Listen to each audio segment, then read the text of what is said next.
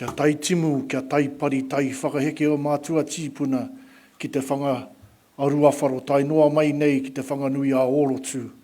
A Nikaranga whakaaro ka puta ake nei, nau mai, nau mai. Nau mai piki mai ki runga i te karanga e ahei ana rā tātou te wānanga hia i ngā patamoro iti o te kōrero, tēnā haramai rā koutou tai timu, haramai rā koutou tai pari, whakakotahi ai a tātou whakaaro, tēnā koutou e whakakākuti ai o koutou whakaaro tikanga rānei tēnā koutou. Haramai ki runga i te karanga o te kaupapa. Me ngā mihi mai oha, me ki nei, ngā ruana te whenua, ngā oko ana te moana i te hinga, ngā tōtara whakahai o te wao, nei ka poto ki te pō, nei ka poto ki te pō. Nō reira rā ngā hautū, ngā haumi o te wao tapu nui a tāne o te aroha, koutou kua tiraha mai i te rangi, te wiki te marama o te tau. Haere atu rā koutou, e whae kei pari ngātai, tēnei te reo aumihi i tō rerenga ki tua. Nō reira, haere atu rā koutou ki te ringa katau o te atua e whakapono atu rā koutou. Hori atu te kei o taku wakamihi ki a tātou, kua haramai nei i runga i te karanga, rā, ko tahi tau pea, nā te tono o te iwi, kia whakatū tētahi hui pēnei. Nō reira, tēnā koutou. Ku rangatira te kāhui kou mātua e pīkau tia nei i ngā hiahia, i ngā moimoia, i ngā wawata, hā kui, hā koro, tēnā koutou. Tēnā koutou me o koutou tini āhuatanga o tēnā o ngā marae me te kupu kia tātou, he atua tō tēnā, he atua tō tēnā, he atua tō tēnā. Tēnei au ka tūake ki te whakatau nei i a koutou, koutou anō hoki kua taia ipurangi mai, tēnā koutou. Tēnā koutou, kua are tāringa mai, tēnā koutou e kaimata mai ki ngā hua kua puta ake nei, tēnā tātou. Anika te puari o Ngāti Kahungunu, anika te puari o tō tātou nei Asset Holding Company, e whakatau nei a koutou ki runga i te kaupapa o te ahiahi nei, tēnā koutou, tēnā koutou katoa. Te taia a hori, te taia a tīnana mai ki te taki karakia mā tātou, ki te whakawairinga tia i ngā huarahi kei mui a tātou. Hiono, tēnei au ka whuatu te rākau ki tētahi o ngā minita kei wainganui a tātou. Koe Papa Jerry, Zain Rānei, tēnei au ka whiatu te rākau ki tētahi o kōrua. Nō reira, kei a kōrua.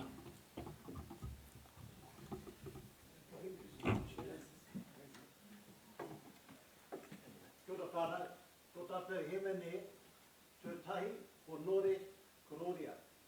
Tūtahi waiata hemene whakaria mai te kapinga. Koe nā te kawa. Ka pai, tūmai tātou. He honore, He kororia, au ngā rongo ki te whenua.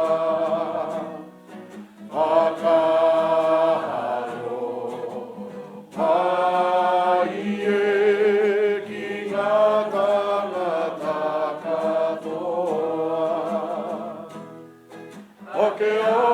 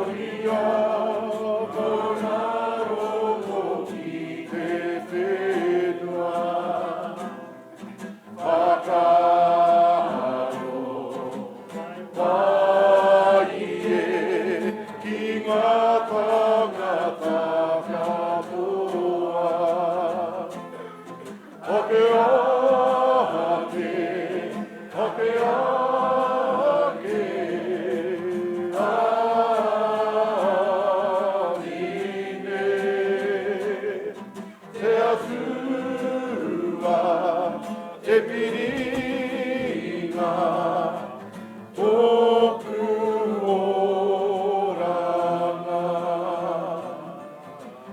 tōku oranga. Tēnā tātou te whānau, as you find your seat, can you please turn to one another and say, I love you. E noho. Love you. E noho e te whānau, please be seated. Anō reire ringa i tingo te atua matua tama wairua tapu āmine. A koropiko kia ihua I roto I te atāhua te tapu kia wehira ki tōna aruaru e te whenua katoa. He nui te atua nō reira ka tika kia whakapainga aia.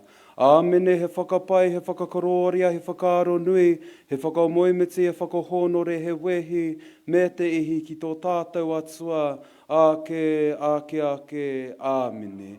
O tira e te atua ka harawa tēnei mātou o Ngāti Kahungunu ka tuku I nā whakamoimiti, me nā whakawhetai ki a koe I tēnei wae pā. E pā whakatata mai ki a mātou o tira tiakina mātou I roto I tēnei hui, o tira I roto ina wā katoa, nō reira e ihua whakatata mai ki a mātou, o tira I ihua kei te ingoa no hoki, a mātou mō rātou ko wehi atu rā ki au ringa ata whai.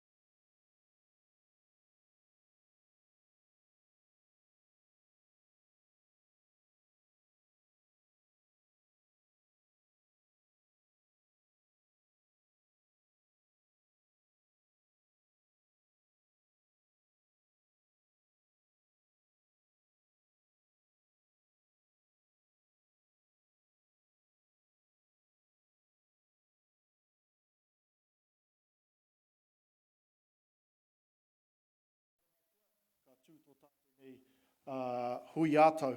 Nō reira kia manua nui mai I ngā whakautu ki o koutou pātai I tēnei hui huinga o tātou. We've experienced some serious conditions and the turbulence has kind of led us to this SGM this evening. So buckle up, kia matare te iwi, tēnā koutou, tuku atu te rākau ki tō tātou nei hiamana. Abaida. Ia ra tamihana, i ra kupu whakatau I a tātou. Hoeno, kei te pā whakawairua, e Zane, nau te ara whatakitarangi, i whakatūwhera mā tātou i tēnei ahi ahi pō, mai kore ake nei ko koe, o tira ōkupu whakamoemiti, hei here nei te rangi me te whenua, te ao wairua ki te ao kiko noho nei tātou, ke pai e tātata nei hui i tēnei pō, tēnā koe. O tira, ki ngā mana nui, ki ngā hapu, ki ngā kārangaranga hapu katoa, mai runga ki raro, mai te karua tika, a mau i tiki a taranga, ara te wairarapa, heke pēnei mai ki tāmaki nui ārua, ki tamatea, here taunga hauku nui ararau, haro te kāhu, te whanganui a rotu, e noho nei tātou i tēnei rā, heke haere, ki te whanganui ki Ngāti Pāhauera, o tira ki te wairoa hōpupu honangere, matangi rau, taino ake rā ki te mahia mai tawhiti, nei rā te mihi atu rā ki a koutou katoa, tautoko i ngā mihi whakatau, a tamihana i tēnei pō haramai, haramai ki tēnei o ngā hui a tau, me ki special general meeting, kua tū i tēnei pō, tēnei te mihi atu rā ki a tātou katoa. So, first order of business is to call for apologies. I have a list here. I'll just go through the names and we'll tāpiri atu etahi from the floor. So I have Anna Carroll, Annette Harris, Danielle Keel, Donna Robin, Kieran Fair, Mare Apatu, Nigel Howe, one of our board members, Numea Tomoana, Hori Reti, another board member, John Robin, Winnie Pere Major, Nahiwi Tomoana, Mary Tomoana, Karanima Bartlett. Any other apologies? E tātou mā. Conrad Waitua. Eruera Biti. Taurahere board member. Boy. Uncle Hami. Aye. Me anō. Kakau. I'll just get a mover in a second that those apologies be accepted. My way of Motini. Sandra Major. My way Tautoko. Kane. Tātou e whakai mai ki mai ai, he mea whakahe ana, kare kau, kua mana. Kia ora tātou. Has everyone got a copy of the financials? Full financials, 38 pages at the door there. Tikana mai, if you haven't got one. But those are there. We had our AGM last November at Splash Planet. And there must have been ahua pēnei te nui o ngā tangata. There was probably actually a few more. We had about 200 in person, and I can't recall how many online, but there were he nui ngā tangata i te piri mai. It was a good hui. But we didn't have the financials available at that particular hui. The finalised audited financials we did not have. And so hence the reason to have this special general meeting today so that we can finalise in front of our iwi the financials for the 22-23 financial year. And so we have our auditors, our Crow auditing team, kei konei Les, Paul and our team here who will share the financials and go through the numbers. Ko tāku mahi is just probably to give an overview of the year that we're talking about, 22-23, and to give some context into the ohanga and then the oranga side, because the ohanga and the oranga me tauri tēnei, we can't have one too high, one too low, so we'll talk about those, because they both lean on each other, and we need our ohanga to do the work, or the oranga for mo te oranga tonutanga o te iwi. Ne? So, I'll just grab my honey.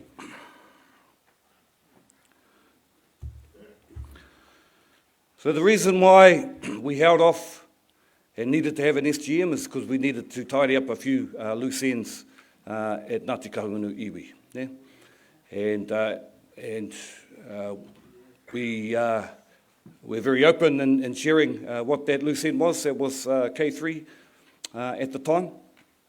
And so, kua pēnei, we've tidied that up. It has taken a lot of work, but we've got it, we've done the hard yards, and here's the team here.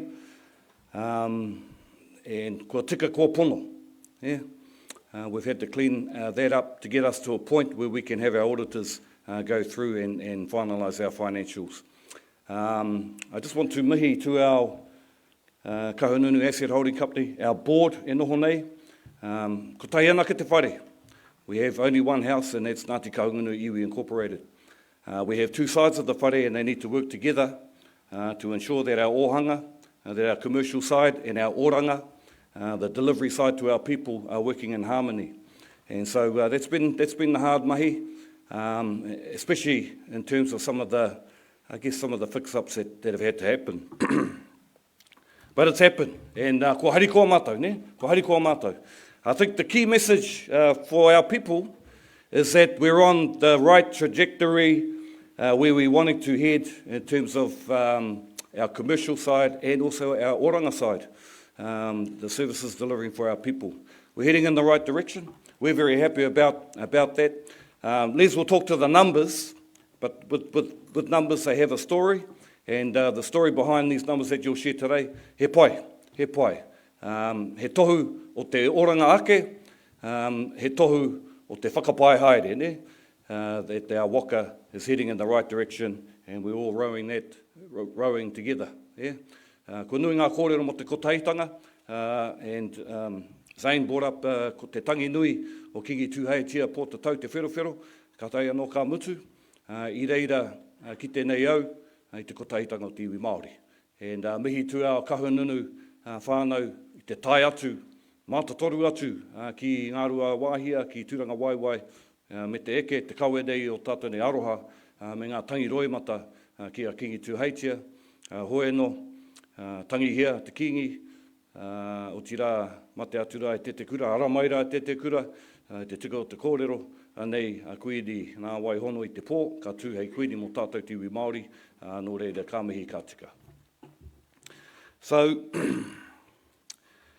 so the numbers, we'll be able to talk to those today. But a couple of things that I pick up on is that we had an operating profit of just over $1 million. We've had to close down Taki Tumu, and we've spoken that at the previous AGM. Tying up that, paying off staff, sorting out creditors, that does come at a cost, and it did come at a cost. And you'll see that in the report there. When you minus that, 3 and a bit million, we're left with just over 2 million deficit for the 23 year. But kaue pāma mai. We're in a better position than we've ever been for some time, and a couple of things that have been happening within the whare o Kahungunu in terms of making sure that we mitigate risk. We're looking all the time at any risk that might come to our financials, is that we have Kahungunu Asset Holding Company has a risk committee, Ngāti Kahungunu Iwi, our group, has a risk and audit committee, and they come together to make sure that our eyes are over any risk that might be potentially there for the iwi and its assets. He taonga e nei assets, ne? He taonga nui kia tātou. And I think that's a key message to our people. And ko tātou kua, that have been elected to sit here, hei kaitiaki. Hei kaitiaki mo era pūtea, hei kaitiaki au te oranga tonutanga o tō tātana iwi. So that's a couple of the bottom line figures, and Les will go through those.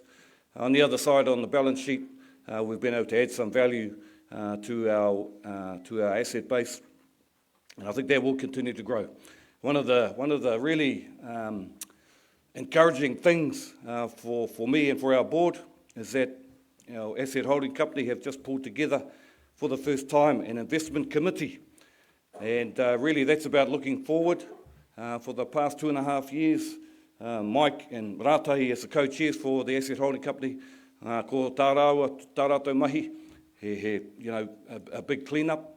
But we're now at a space where we can look forward, looking at how we grow our assets, looking how we work with our PSGs, and a number of our PSGs are here, because collectively we have assets, collectively we have cash, collectively we have aspirations for our people, and collectively working together, that's a recipe for success. So So we're finally in that space where we can start looking outward rather than looking inward and looking backward. We're looking forwards and up and beyond for our people. So tino hari ko taku nākau I tēnei wā, kia mea atu kia tātou te iwi, kua pērā te haere o tō tātou ne iwi. So that's the ohanga. I'm going to jump into the oranga side because within the fiscal constraints, and we had to tighten our belt, our tai whenua kāre he dividend I te year 23, 22, 23, because we just didn't have the surplus cash to do that. Our operations they've had to tighten their belt on a lot of things, and same with our asset holding company, and for good reason, is that we had to live within our means. We had to try and, really it's about getting the confidence of not just our boards, but the confidence of our community. And a big part of that is getting the confidence of our banker, because you can't do much, you can't grow your assets without having a good bank behind you. And because we've been in some difficulties, that relationship was strained. When I first came into the role, sat down with the bank, they were going to call up all of our loans and a whole lot of stuff. But we're now in a position where the bank has said, yep, we've seen your SIPO, your statement of investment objectives. It looks good. We have confidence that we can now sit down and work with you. And when you look into the figures, one of the big things that we had to do was, this was before our time here, was to sell down $4 million worth of field and lobster shears.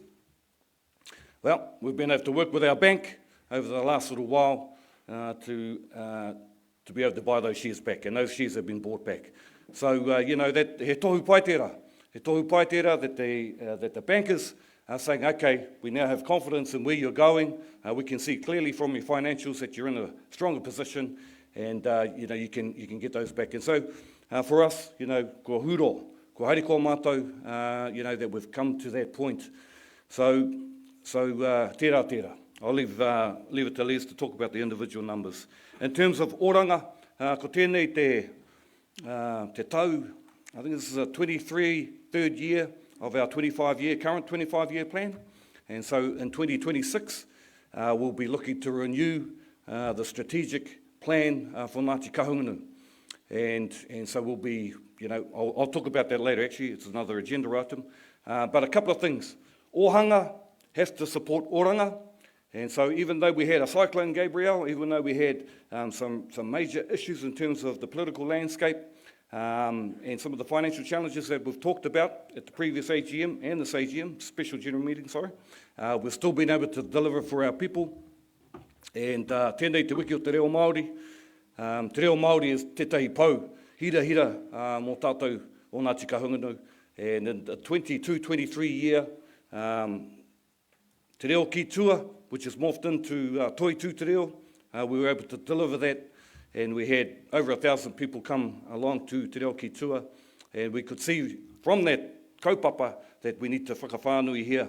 We need to think about how do we incorporate different levels of the reo, not just hunga matatau. How do we bring in our new learners? How do we bring in our medium learners? And then we have toi tū te reo, which will be talked about at the next AGM in November. But te reo o Kahungunu, te pōkaitara, Ngāti Kahungunu, kura reo, wēnei kaupapa katoa, kua haere, ngātahi, kua anga whakamua, in terms of our aspirations for our reo. Our reo strategy will be 25 years in, I think, 3 years' time. So, we're pushing forward. We currently have a review of that strategy, kahununu kia eke, and that will come back to us in March. And we'll be able to say, okay, this has worked, this hasn't worked. How do we change it up so that we are excelling in our language? But if you look out, ki ngā iwi whānui, I think Kahungunu has done a good job of portraying how an iwi 25 or 23 years ago, ko āhua pohara mātou, e pāna ki te reo, ko eke koke whakamua, ko koke whakamua. Haere te ki, ko eke ki ngā taumata tike. I said, we asked Tā Timoti at one of our last board meetings, oh, how do you think it's going, Tā Timoti? He says, oh yeah, kei te koke. So let's not get too whakahihi about that, but we are moving forward in terms of our language. Our mātauranga strategy, that's moving forward. That has just been revamped in the last couple of years. So mātauranga, koia tētahi pau nui mō Ngāti Kahungunu. In the 23 year, we had to put a hold on our scholarship offerings due to our budget, but we've picked that up. And this financial year, we had a host of scholarships from Kahungunu that went out. But again, that was a partnership with the Māori Education Trust, tripartite relationship that we have so that we can maximise the iwi dollar with the MET dollar and our institutions so that we can get our whānau in education and excelling. In terms of the oranga, kei roto ngā mahi nui, and you would have seen some of the press releases in terms of our toi ora space, working with oranga tamariki, kia kawaka wātata nei whānau e pātu ki tērā tari kāwanatanga, that we do all we can to prevent our whānau from touching the state care. Yeah? And so our taha toi ora is all about hara mai ki te iwi, and we have relationships with all our providers, and a lot of them are here, and that we can wrap our arms around our tamariki, our whānau, and prevent them from ever touching state care. And yeah, e kaupapa nui tērā. And so we've seen the fruits that have been coming from that, and all our staff are here, and ka nui te mihi kia rātou. All of our partners, most of you are here, and me mihi ka tika. And that's where we're heading to in that toi ora space. In terms of our housing has been a big one, especially with Cyclone Gabrielle. We had 7 marae that were decimated through Cyclone Gabrielle. So our whai kāinga, whai oranga team who are here have had a big job trying to find and build enduring housing for our whānau, because in that whakatauki, whai kāinga, whai oranga, he nui te kōrero, ne? Iti te kupu, nui te kōrero. If we can get our people into homes, it's going to impact education, their jobs, their job prospects, whānau, oranga, hauora, and all those good things. And so that's been a big job for Ngāti Kahungunu, is getting our people into housing. We've been fortunate to be one of the 4 prototypes, iwi prototypes in Aotearoa, to head some of that work. But most of the work in 2022 and 2023 have been supporting our whānau that have been decimated, have got no homes. And so temporary housing, we had 86 temporary housing units that have been supporting whānau in Omahu, Poranga Hau, Waiohiki, Taino Akera ki Tāngoio, and right along this Kahungunu coast. And so that's been a big mahi, but we've been able to deliver those homes. You can go out to those communities, you'll see all the whares that are standing up there today, temporary homes. And now the big Omahu marae, they've got some enduring homes that are set up on the marae there. So kaupapa nui whānau, but we've been able to deliver those, and ka nui te mihi ki ngā ringa me ngā waiwai o tērā ngā kaupapa. So ko nui aku kōrero i tēnei wā, I think I'll leave it there. But at the end of the day, whakapakari ake te ohanga, mā tēnā, ka taia e tātou te anga whakamua mo te taha oranga, ne? And so that's what we've been doing, that's what we'll continue to do. I'm very, very happy to be able to present these financials for you today, because as we build up our financial base, we'll be able to deliver more for our whānau, and that's what it's all about. It's delivering homes, education, oranga, hauora, reo and tikanga ki ngā uri, ki ngā tini, ki ngā mano o Ngāti Kahungunu, nō reira tēnei au. Ka mihi nei kia koutou ngā hapu, ngā marae, koutou e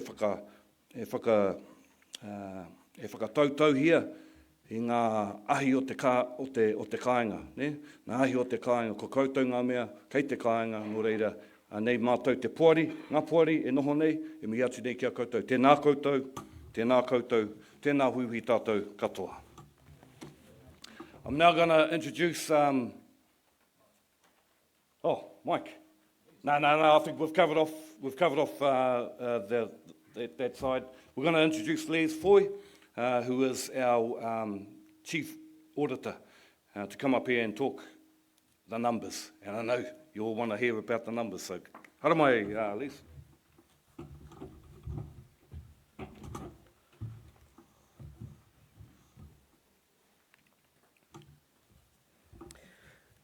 Kia ora koutou.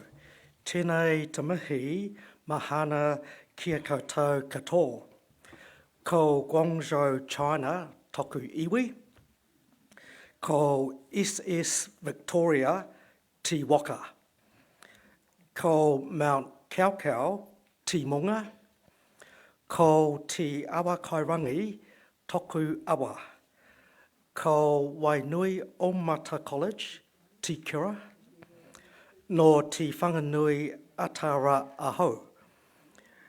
Ko Les Foy toku inwā. No reira, tēnā koutou, tēnā koutou, tēnā koutou katoa. Kia ora.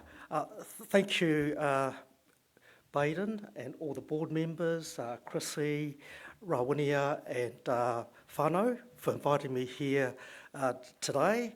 As Baden has alluded to, we're going to talk about the financial statements. Now, hopefully, you've probably seen the 38 pages that, and read it in detail, but I know that we'll be here for about 5 hours if we have to go through this, and I don't want to be the barrier between here and having some good kai. So I'll make sure that we get through this as quick as we can. And what I've done is I've summarised a short version of what the financial position is. So if I go to the next page, I just wanted to put it in very simple terms, because a lot of AGMs that I go to, people say to me, can you actually make it easy for us to understand what's happening in these very complicated financial statements? And because it's also small print, it's say, well, can you actually explain things to us? So I thought, okay, I'll do that. So I've used this presentation, the slides from previous ones that I've done, that I've built over time. So the first rule of business, I guess, and the accounting that goes with it, is A equals L plus E. Assets equals liabilities and equity. And as you can see on the screen, the $96 million represents all of your assets owned by the iwi, okay? And you only have liabilities of 38 million, and which gives you, if you like, we call it beneficial owner's equity of 58. So if you have a look at those numbers, they are pretty big numbers, and there's a lot of mahi that goes into, the board and management to make sure that they can maintain the asset base and the equity that is a result. So if I go to the next slide, how do you grow the business? Well, it comes down to the income that you get. So you'll see in the financial statements, and I'll go through this in a bit of detail, is the income, comes from various sources in terms of construction contracts, dividend income, and also other grants that you may get. So all of that income comes to you, and of course you've got the expenses that you have to pay. And in total, or when you do the subtraction, you have a surplus. So that's normally what would happen, and of course that helps grow the assets. So we go to the next slide, just to summarise it right up. It's a very busy slide, and I'm happy to leave a copy of this with you, but that just gives the full financial operating cycle for the business, but also for the iwi, it follows exactly the same model, okay? So it's no different, but of course you have a much longer term sort of horizon to actually grow your assets, because it's not just for 3 years or 5 years, it's to the next generation and further, okay? And then on a daily basis, if we go to the next slide, is the working capital cycle. So for most organisations, including your iwi, you've got to have cash to survive. Cash is king. And we heard today from Baden, they've done a really good job, the board, in terms of convincing ANZ to actually extend their loans for quite a long term, okay? And of course, that gives them the cash with all the income that comes in. And of course, when we talk about construction projects, when you build the buildings, the accommodation, that cash is paying for work in progress. So that is the housing projects, for example, that's in progress. And then you actually have something to sell at the end of the construction, and then someone will buy that from you. It'll be worked through, or you keep it for your own use.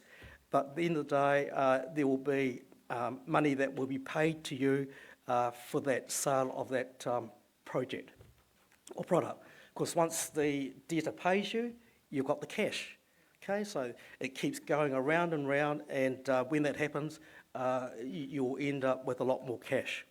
All right, so if we go to the next slide, statement of financial performance. That's sort of on your first page of the financial statements in here. I just want to explain a little bit about this, because there's a lot of terms that have been used throughout. People call it statement of financial performance. That's the current term that is, I guess, imposed on us by the financial reporting standards. And, to look at it another way, we used to call it profit and loss account, or I used to call it P&L for short, okay? But the concept is still the same. So this financial performance statement is divided into two parts, income and expenditure, okay? So the income, I guess, this is where the question is, this is where the iwi draws its funding from. And one of the questions that we always ask, and everyone here would be asking the same question, how reliant is it on the one source of income? How reliable is the source? And I think from the financials that we'll go through, the iwi has had, consistent sources of income. Where one has dried up, another one's come on board. So I think in terms of what the board and management do, they make sure that there is income that's either repetitive income or it's replacement income. Okay, so from the iwi perspective, your total revenue for the 2023 year is, or was, 25.5 million. So that's a pretty big number. It's hard to sort of get your head around what is that made up of. So I've sort of analysed the accounts and I've summarised it up here. So 18.7 million of that income comes from admin and other operating income that the iwi receives. And when I say the iwi, I'm talking about the iwi group, which includes the asset holding company. So I'm talking about the financial statement as one, because it is unified. We're not into the individual entities that may give you that income. We're talking as one consolidated, unified entity or group. And of that 18.7 million, 12.1 of that comes from your construction project. So that's a big amount of income that's coming through. And of course, there's also rental income of just under $1 million, okay? There's also other revenue there, 3.4 million in relation to fishing revenue, another 300,000, which are dividends.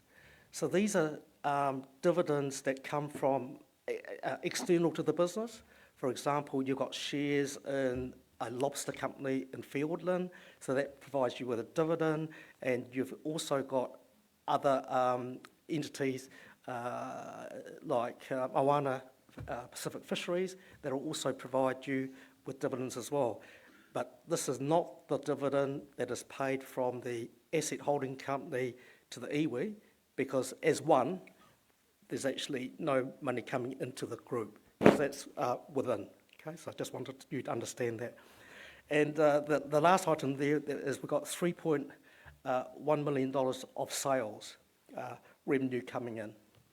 Okay, so that's the revenue side, 25.5 million, and then we go to the next page, which will sort of outline on the other side the expenses. Okay, so we talked about $25.5 million of revenue, and as you can see, we've actually spent 24.7 million of that on the following expenses.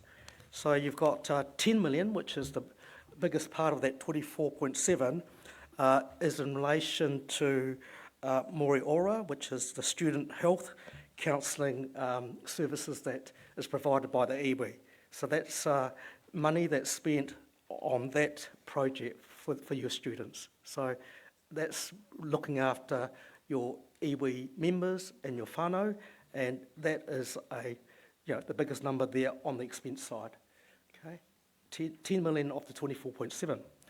And then the 7.8 is the cost of sales.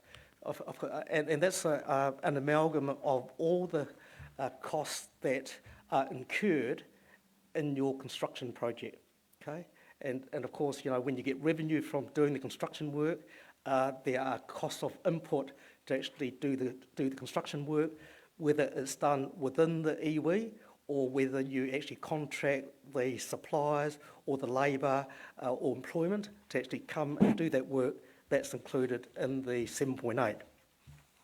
The 4.4 million is the admin and operating expenses. This is a large iwi. You've got a lot of work and mahi that needs to be done by the board and by management.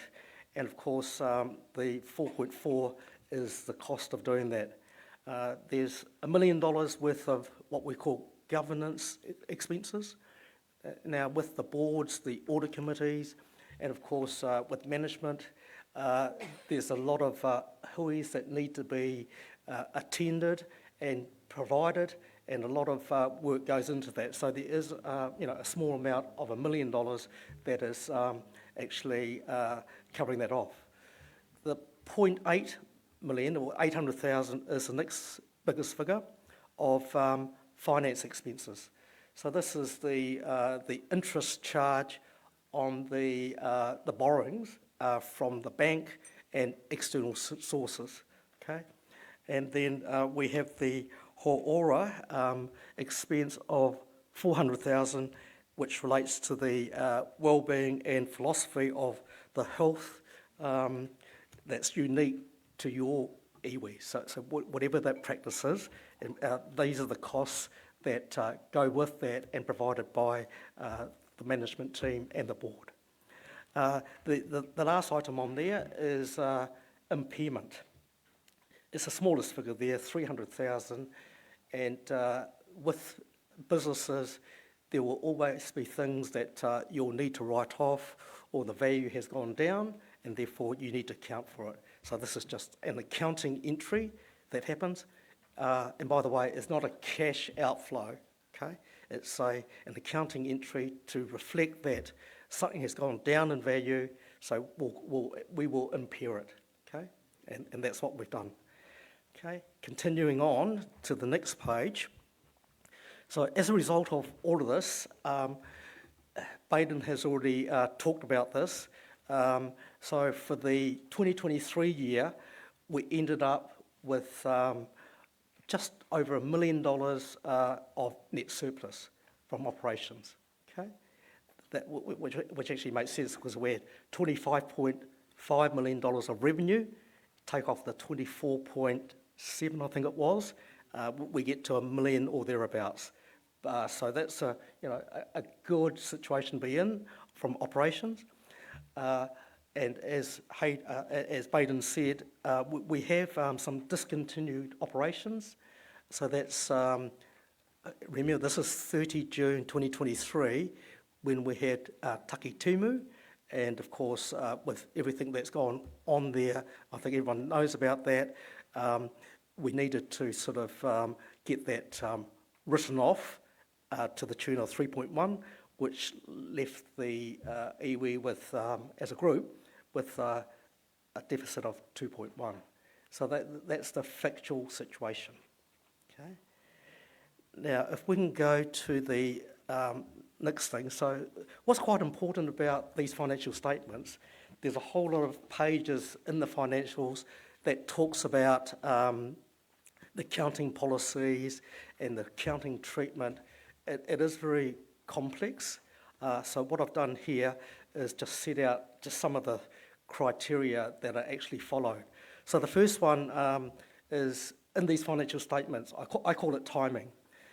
It is important that income and expenses are recognised in a timely manner to match your costs and the revenues as the events to which they relate actually occur.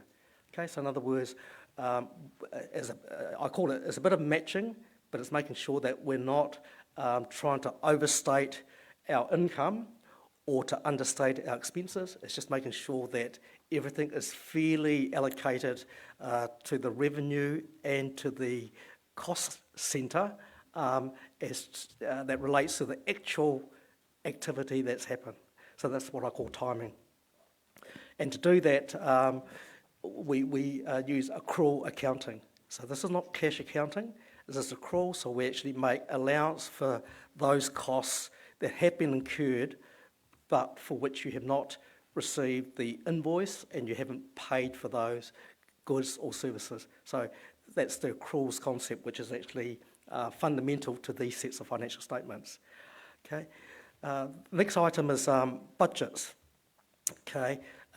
You could probably read it there, but the key thing here about budgets is I know that Chrissy and her team spend a lot of time on budgets. Okay, and the key financial management discipline is we've got to do the budgets, and I know we've been working with Chrissy and her team and Rawinia and her team, and it is so important for the organisation to have budgets pretty much as good as they can be, but obviously they are based on certain assumptions. And these are also fundamental to making sure that we have a good set of financial statements, because what we have to be able to do is to be able to use those budgets to give us a bit of an alignment to what the actuals are, and obviously if there are any significant deviations from what's budgeted or forecast, then from an audit perspective, we have to sort of check in with management and the board to actually confirm those variations. The last item I've got, on that page is activities. And from a iwi perspective, there is another view or second view of a statement of financial performance, and we call this statement of service performance. Okay, so there's a slight difference there, service performance. So instead of financial, we call it service, and this is used for external reporting for the first time in these 2023 accounts. I'm going to ask Paul Walker, our associate partner, to talk about that specifically after this session, because I think it's really, it's an exciting statement actually, because it actually, I think, tells a much better picture than what the figures actually say. Okay. If we go to the next slide, statement of financial position. So we've already done the statement of financial performance, so that's the income and expenses. Now we're doing statement of financial position, and it's previously known as the balance sheet. I still like to call it the balance sheet because both sides have to balance, and as I said in the initial slide, A equals L plus E, assets equals liabilities and equity, so that's why it used to be called a balance sheet. But anyway, the assets are divided into two parts, current assets and non-current assets. Okay, so the current assets are those items that are realisable or expected to turn into cash in the next 12 months. Okay, so that's the definition of current assets. So normally this would involve or include, you know, bank, debtors, inventory, because these things will be realised in the 12 months from the balance sheet date. Okay, so from a iwi perspective, your total current assets stand at 23.3 million. Okay, and that's made of large proportion of that is cash, which is great because cash is king. And the next one is 6 million being receivables, and so this arises from sales that you have made, transactions that have occurred, to which you are entitled to receive $6 million, and normally that would be received, hopefully within 30 days, 60 days of you invoicing. There's a small amount of inventory, 200,000, and later party 600,000, other assets 300, and assets held for sale. So they're all sort of items that are included in the total current assets of 23.3 million. If we now go to the next page, and we can actually see what are the non-current assets. So the non-current assets, as you can see, total 72.6 million, and I haven't actually got these ordered from biggest to smallest, but I've sort of done it in a way that is shown in the financial statements. So the first one is 7.3 million, which is your PP&E, property, plant and equipment. So that's all of those assets that you have in the business that is utilised to, used internally to deliver the operations of the iwi. You have $16.7 million of investment properties. So this is essentially your Tōtane station, okay, shown at 16.7 million.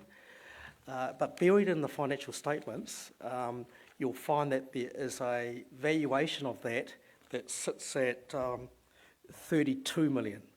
Okay, so I think you bought that asset back in 2013, okay, and today we're looking at a valuation, and the 32 million is the valuation that was done as at 30 June 2023. So as you can see, that's probably a very good investment that was made at the time, and probably with some foresight. So that's what it is. The next item, as you'd expect, the biggest item is actually quota shares. I guess being a fishing settlement, you'd expect that that's what the amount would be. So those quota shares are what you own, and you can either use those shares to fish yourself or you lease it out. I think a lot of that quota share has probably been leased out, for which you'll get the lease income. The other non-current asset that's large is the Field and Lobster Company. And I think Maiden's already talked about that, and pretty much you've got those shares, and they are of value, and of course they are shown currently at the carrying value of 7.2. And there's a small quota company with about $500,000 investment that you have. So in total, 72.6 million of non-current assets. So we go to the next slide. So we've covered off the asset side of the balance sheet, so which is fantastic. The next part in these financial statements is the liability side. So this is all of those items that you owe to third parties, okay? And that could be the bank, could be suppliers, it could be to employees for holiday pay. There's a whole lot of liabilities that you have, and we normally categorise those into current, which is got to be paid within, in the current year, and more likely, most of them would be required to be paid on the presentation of invoice. Hence, current liabilities. So it does typically include creditors, accruals, as I said, staff leave provisions, and there's probably also some short-term loans that are payable within the next 12 months. So that's current liabilities. The next category is term liabilities. So this is liabilities that are not due within 12 months, but they actually go beyond 12 months. And of course, in the financial statements, we have those categorised as term liabilities, or another term is also non-current liabilities. So it's just another word for it. And equity, so this, you could actually say that this is it's like a loan from the shareholders to the business. But in fact, this is what is the actual beneficial owners' equity. So that's the iwi, that's whānau, all collectively. The equity number is the amount of interest or investment that you have actually in the iwi, okay? If you would look at it from that perspective. Continuing on, okay. So in terms of current liabilities, I just wanted to sort of summarise that for you. It's 34 million, okay? That's your total current liabilities. This is what you'll need to settle or pay out within the next 12 months. So the biggest item that you can see there is deferred revenue of 19 million.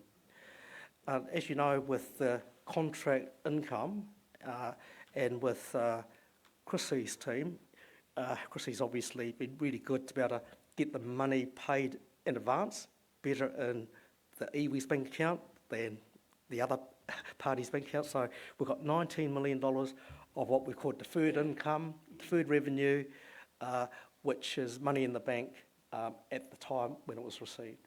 Okay? And of course, the next one is the ANZ Bank. So just remembering at 30 June 2023, this, if you like, the bank's loan was due within the 12 months subsequent to 30 June 2023.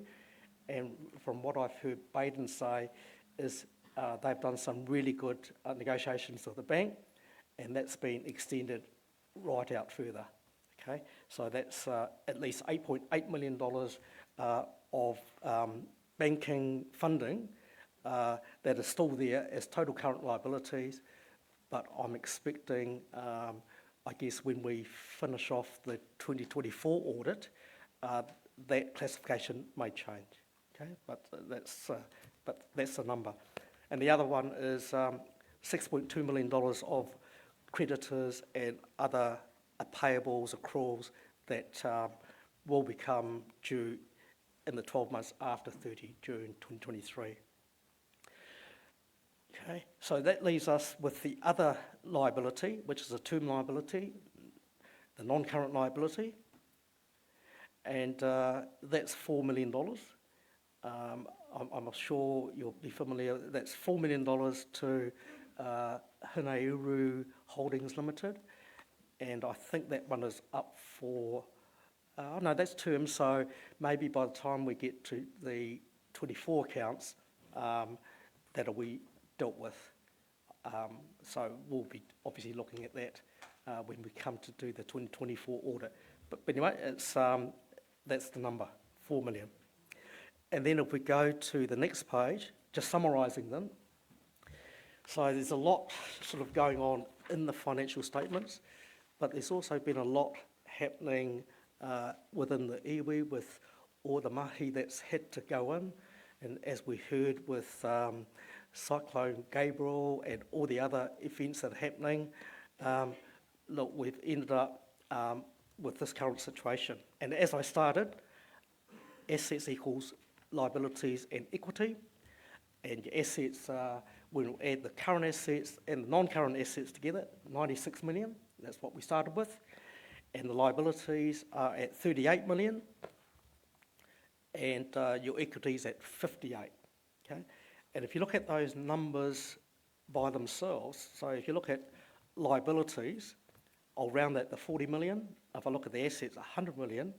So your liabilities over your asset situation is actually 40%, okay? That is, in my view, my assessment, okay, is that's a good sort of ratio, okay? You know, if it was the other way round and we had, you know, $80 million worth of liabilities and with over $96 million worth of assets, I think we'd be in a different situation. We might be having a different discussion. But anyway, it is a good sort of balance sheet as we see it, as of 30 June 2023. To the next slide, statement of cash flows. I'm not going to sort of go through the statement on that because you'll have that in your financial statement set. Cash is easy to, or it's much easier to understand.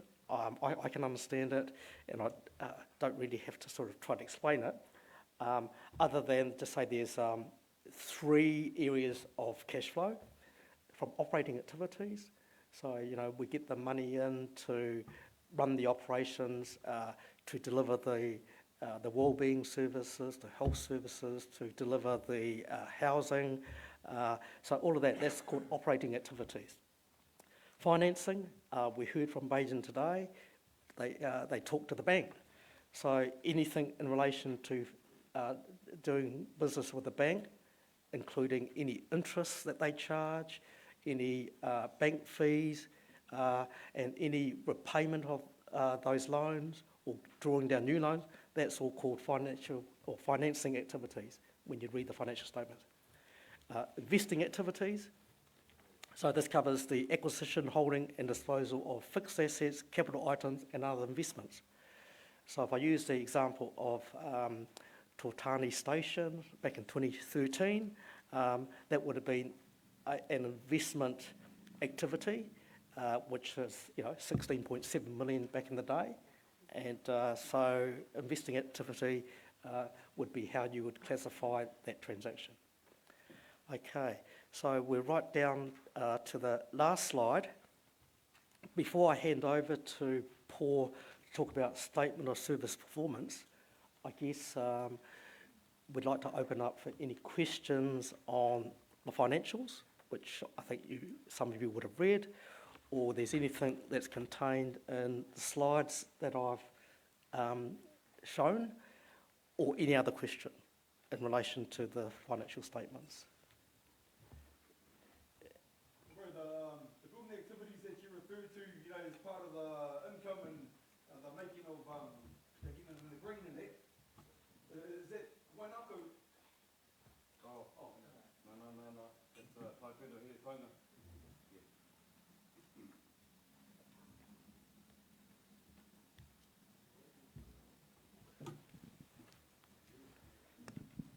Hoi anō, kia koutou te whānau, tēnei te mihi atu kia koutou, tuku mihi aroha kia koutou, tēnō taumaha te mai, engari, tēnā koutou mō koutou manaaki ki tā tātou nei iwi.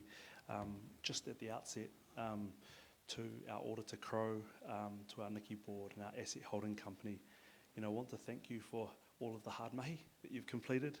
Working, you know, for your iwi can be a thankless task at times, and we really appreciate the efforts you've made to improving the position of the trust. Just in terms of my hats, taking my tumu whakarai hat of the taiwhenua off, and I'm here as part of the whānau, as a member of the whānau here, wanting to tautoko the kaupapa. I just want to make a comment before I ask a couple of questions, just in relation to the 2023 accounts. The major issue with the Niki group accounts is that the details of the separate businesses making up the group are not made available to the members. This makes it impossible to carry out any reasonable analysis and therefore deprives members of the ability to properly hold the governors of Niki to account. it is reasonable to formally request Nikki to provide not only the consolidated financial statements of Nikki to the members, but also the separate financial statements of the individual entities that make up the Nikki group. The availability of the more extensive information is made more important because of the deterioration in the overall financial condition of the Nikki group. And I just want that noted as part of this hui. In terms of my first question, so the question relates to the loan regarding the Hiki Kiterangi Limited Partnership that's due in relation to the K3 Development Limited Partnership. So as I understand, there's a loan to Hiki Kiterangi Limited Partnership of $652,547 that is due to the K3 Development Limited Partnership at 30 June 2023. So that's note 7. Then note 23 tells us of an implementation deed with the Waipatu Marae Trust for the recovery of the Hiki Kiterangi Limited Partnership loan. The deed indicates that Nikki will repay $150,000 of the loan to the K3 Development Limited Partnership, with the Waipatu Marae Trust paying $600,000 to the K3 Development Limited Partnership upon transfer of land to the Waipatu Marae Trust. My question is, would you please explain to the members, are losses to be incurred as a result of the deed? And if so, have these losses been quantified, and can you please explain these to the membership?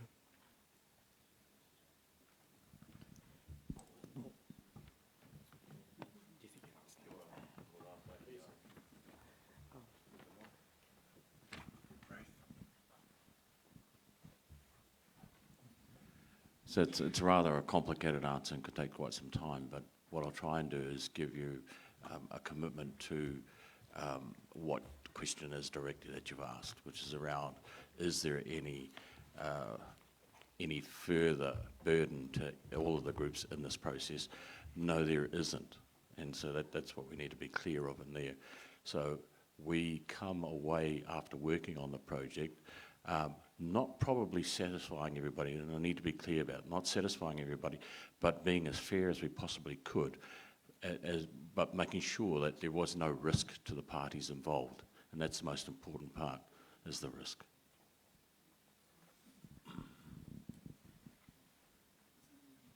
Sorry, just wanted to make, thank you very much for your answer. Just wanted to make the question clear. The question was, are losses to be incurred as a result of the deed? I'll move on. In relation to the Fiordland lobster shares, so note 15 tells us that $4 million was borrowed from Heniuru, due for repayment on the 3rd of July. The loan was secured over 50,000 shares held by Nikki that were notionally sold to Heniuru. Note 23 tells us that an additional loan of $4.25 million has been taken out with the ANZ to repay the Heniuru loan and to buy back the 50,000 FLCL shares notionally sold to Heniuru. Now, I'm not sure of the financial ramifications of these transactions. However, it's made clear in the notes that the buyback of the shares is expected in August 2024. And it would be interesting to know the amount that was paid for the buyback. So have we bought back those shares? And if so, what was the amount?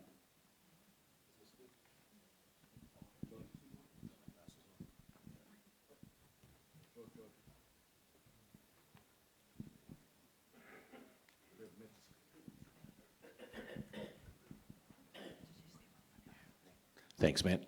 Yes, they have been purchased back, and the net effect is pretty much what we expected.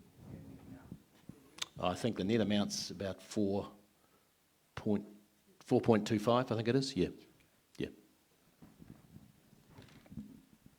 Thank you very much.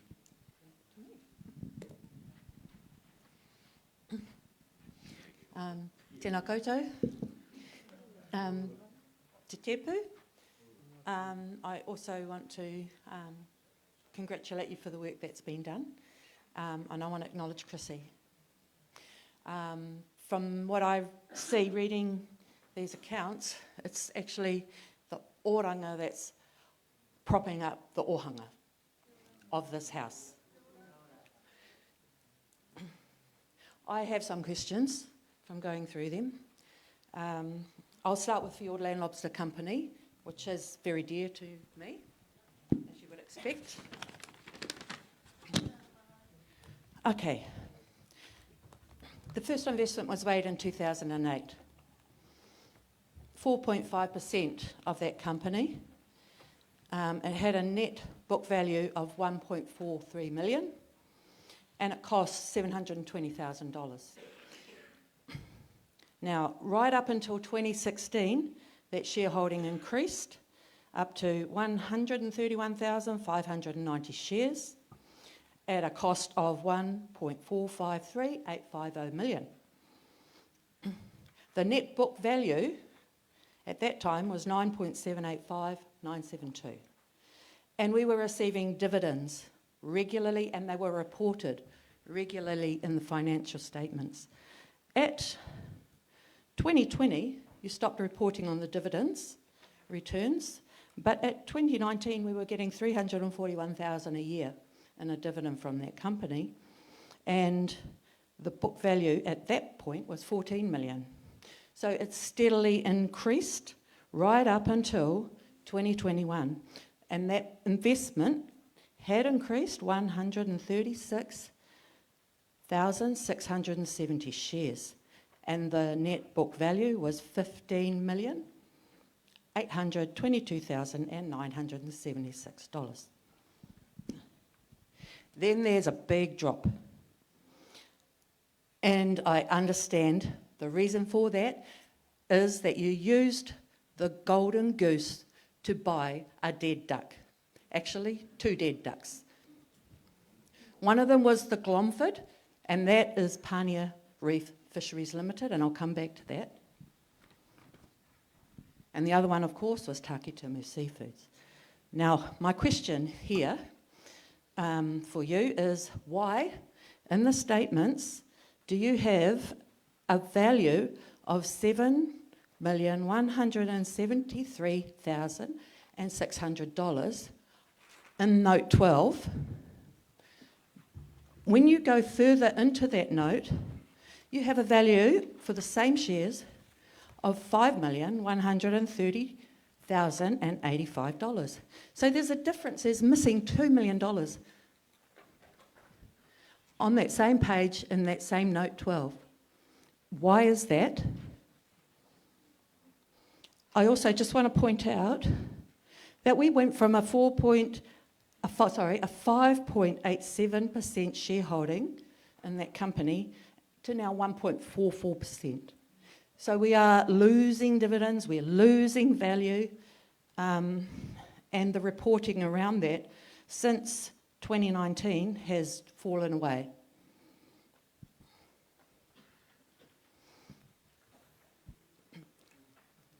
So why the difference, the $2 million in note 12? I can point out where.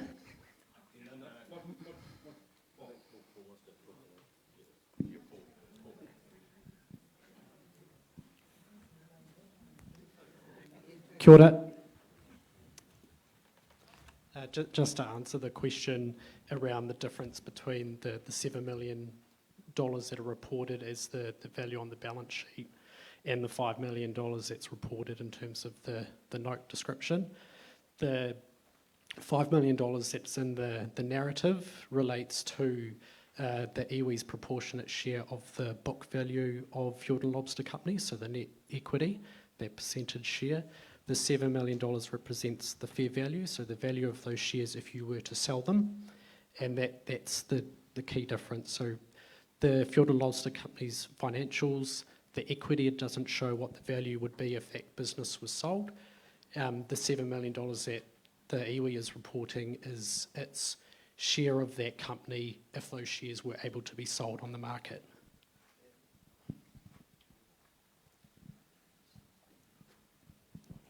Yeah, I think we just better finish off that as well. So remember, we're talking about a position, the point in June 23, I think. So subsequent to that, so subsequent to the balance date, we have purchased back those shares that were sold, and they were sold under contract.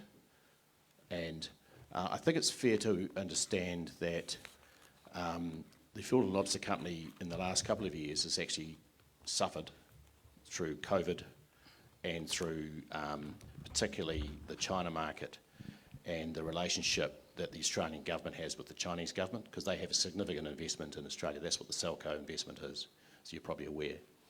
So, but there's no doubt that since the initial purchases of those shares were made, the increase in the value of those shares has been significant in a positive way, and there's been good dividends. So, I mean, I can't comment on what went on before my time. I mean, I've only been here 2 years, and we've been handed a series of situations which we have dealt with, and we have tried to deal with them in the best possible way for the good of the iwi, and I believe we have. So, happy to answer any more questions on Field and Lobster Company. Has that answered your question or questions? It has.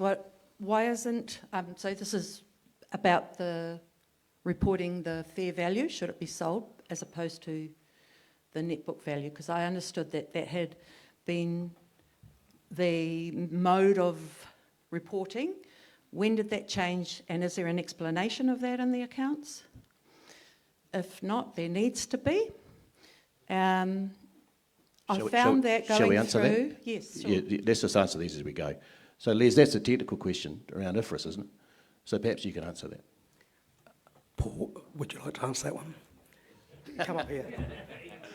Quick hands, it's like playing Game of Sevens. Yeah. Oh, there's some good delegation. So to answer that question, yes, there was an accounting policy change for the iwi in the 2023 year. A new accounting standard came out that required those investments to be at fair value, and there will be a change in accounting policy note in the financial statements that explains that change and the impact that it's had on the comparative year. Thank you for that. The $4 million buyback shares, that's the 50,000 shares for Ngāti Hineuru. What about the 47,000 shares that were, I'm not quite sure of the arrangement, but went to Fieldland Lobster Company shareholders? It's reported at that same note. 47,000 shares. A subsequent or a separate transaction, you mean?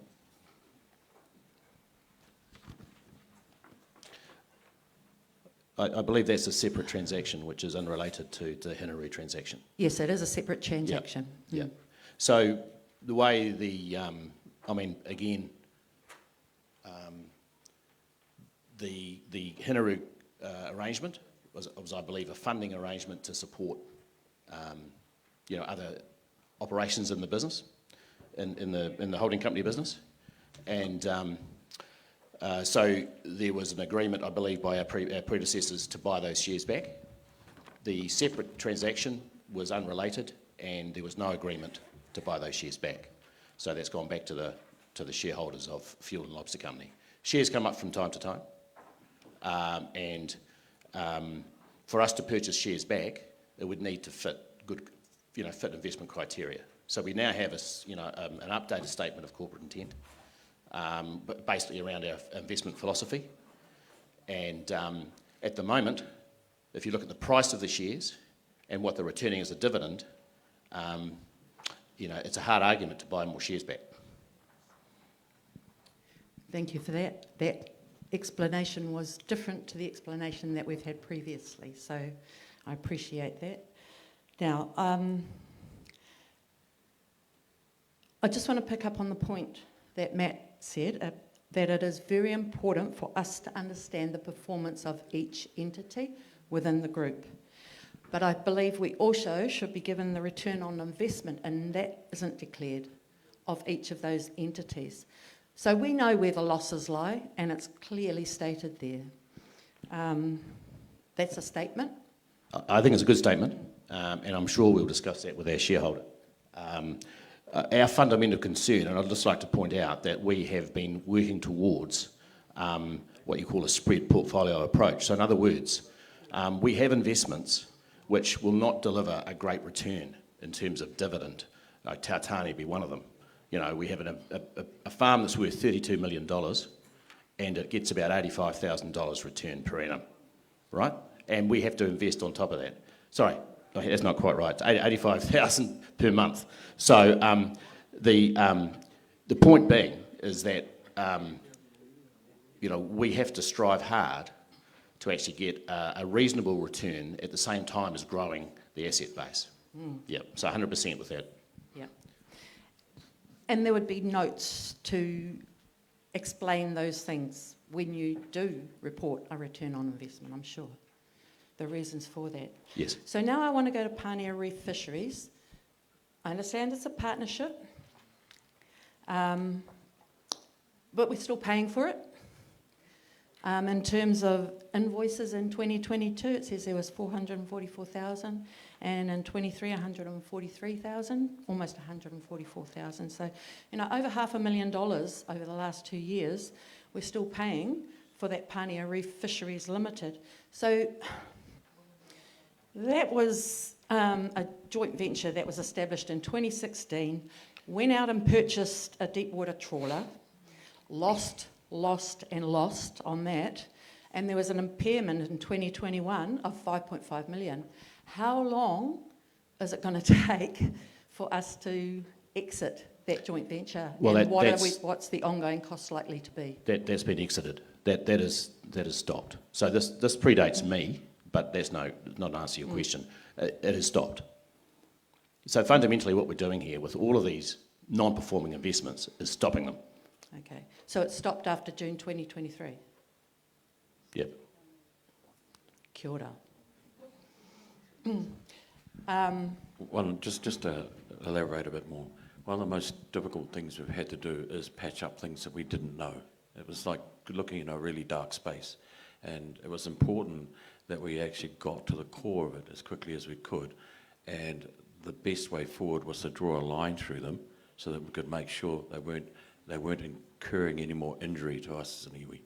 And I think we successfully did that, but we probably could have been a little bit more prudent about some of the things we did, but we were actually obligated to make those payments that you're talking about.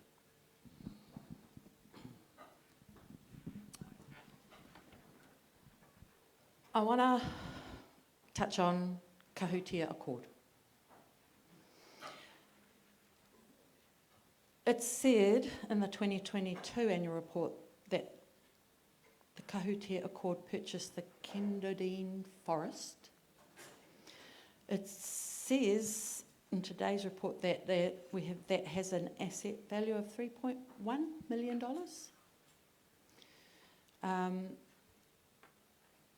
In 21 it made a profit, in 22 it made a loss.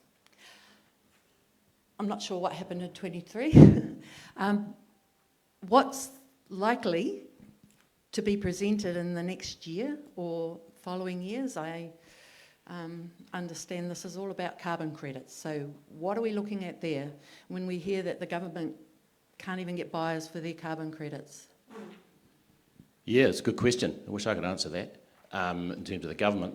But I think it's a very long-term investment. So we visited Kendodine, or just out of Maxwell, just out of Wanganui, just recently. And it's in its second rotation. So if you're familiar with forestry, you generally, in these forestry plantations, you get about 3 crops over quite a long period of time. Generally.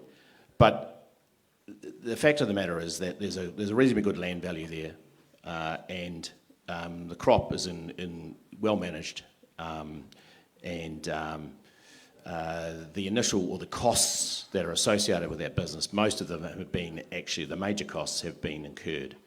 So what happens is with this carbon is you have the ability to actually start to grow your equity investment, if you like, and or trade.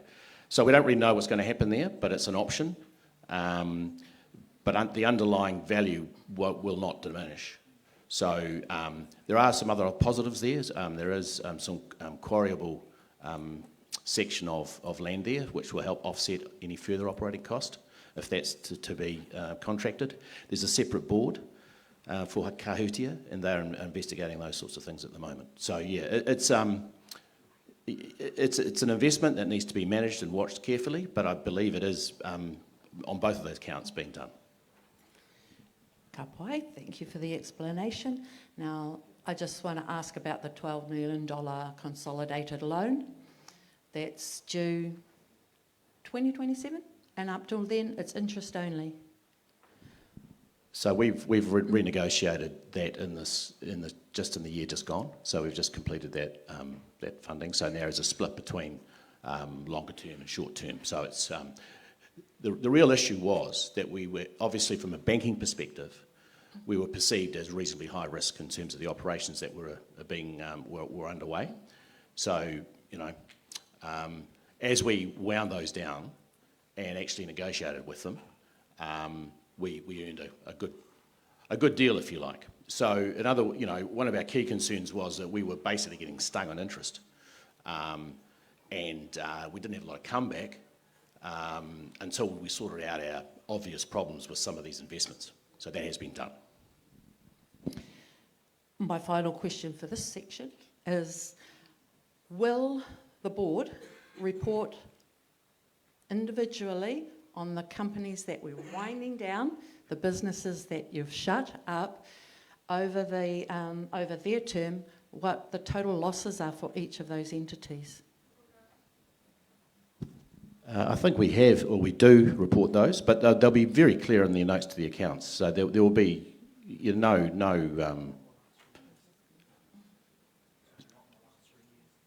well, it will be. It'll be clear. Yeah, we have no option but to report on them. But I mean, we've got nothing to hide in the sense that we need to get to the bottom of these things, sort them out. Like with K3, there was the reason we couldn't get in the accounts was because there were solvency issues, and we had to understand what was going on there. So we dealt with it, and we dealt with it with the iwi and with the people in this room, many of these people. So we will report on it. And happy to take a visit any time and talk through things. I think that's been an important question that you asked right at the start, and you asked too. We're bound to report on all of the transactions that take place for your company, and they will be reported back to you. We're just having to make sure that we're reporting the right things back to you. It's a little bit messy.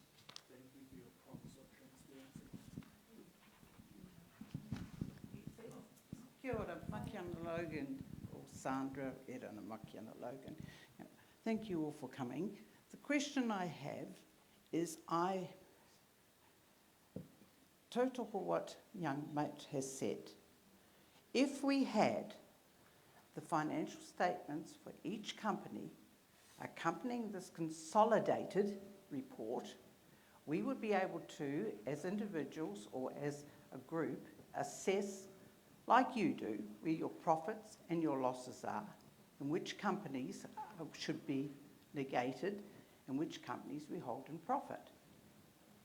Right? It gives us then an equal balance between you, the board, and us, the beneficiaries, who are also your stakeholders. I think we have that right. And I'm curious as to where some of the money's coming from for each of those holding companies, or those that within the asset group. Now, Mike, you said a figure before, and it piqued my curiosity. Tautane's book value is 32 million. You said we were getting an income of 8,000 per month? 85,000 per month. That's right. Mamma mia. I'm just doing some figures in my head, and then I'm comparing the 32 million, if I had it invested privately, against the 85,000 per month, and looking at the farming forecast, we're very lucky. We are.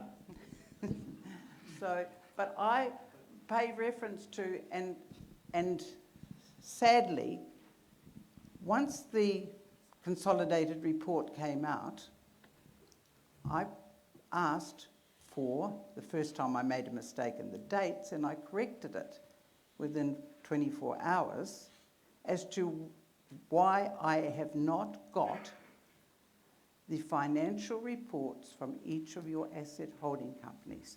Was there a problem there? I asked for it in writing. And as a stakeholder and beneficiary, I believe I'm entitled, and so is everyone else in this room who requests it. So that's my only grouch at the moment. All right? You'll hear the rest later. Kia ora. Shane. Oh, kia ora tātou. Shane Walker tōku ingoe, me hia te kai a koe Bain, ki tō mahi, ki te amorangi, ki te motu mai mātou. Me whakahaere tonu ki tō tātou kotahitanga ki ngā iwi katoa. Anā reira, tēnā koe. A koutou rā, e ngā pōari. I was going to make a comment earlier. I think my question has been answered actually, so I'm concerned that so the auditor's appointed on our behalf, right? So we appoint the auditor. There's probably a recommendation later for us to appoint the auditor. But when I start hearing an auditor sort of say we, I get concerned that there's a lack of objectivity in that. And I would have thought that was more of a CFO presentation, to be honest. So my question is, where's the CFO? Because I think my question's answered in that the questions and the answers are coming back from the table rather than the auditor, because he's not the CFO. So but concerned about that independence and objectivity. To be honest, I would have, thank you for the financial literacy kōrero, that was helpful, but it would be more helpful if some of the notes were clearer inside of the audit report rather than in the kōrero today, and it would have been more helpful if that conversation or presentation came from the CFO rather than the auditor. And I think that sort of lands a couple of things for me. I think there's an opportunity for us. Thank you for the mahi, because it is thankless, and it's been a hard 10 years, you know. You guys have had to tidy up a lot of stuff and a lot of decisions that you've walked into, including the Poari and the asset holding company. And so I think there's some opportunities just based on that kotahitanga for us to just consider around what does that look like, what's the relationship look like with the PSGs and the tai whenua next year. So can we sort of get a report or a whakaaro around how that works and how we can pull that together? Because, you know, there's a number of failed businesses, direct investment businesses in Ngāti Kahungunu iwi Incorporated, and yet you're doing a great job around Awaranga and Toitu Te Reo and you know, the kōrero motu. That's going well, but I think there just needs to be different opportunities for us to sort of collaborate on.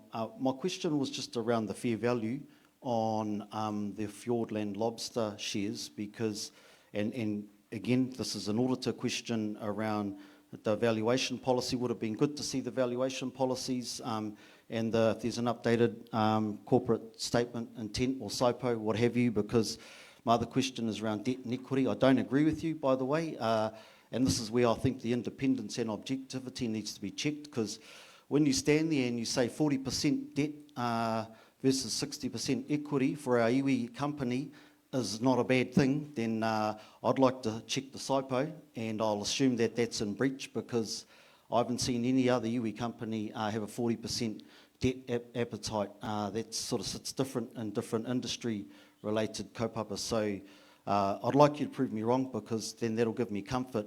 But when I sort of see 40% debt, I get a little bit concerned, particularly we're on a knife edge, and it only takes another cyclone or another COVID, and we're in a whole lot more trouble. So I'd like to understand that a little bit, and maybe one of the taumata can share the policy with us. But from the fair value valuation of Fiordland Lobster, there's a big jump there. And you've got in the notes that that's considered fair value. So who deemed that? So is that like a share market and the auditors have confirmed that? And does that sit within sort of fair valuation policy, or is it linked to the policy of the iwi group in terms of determining that value?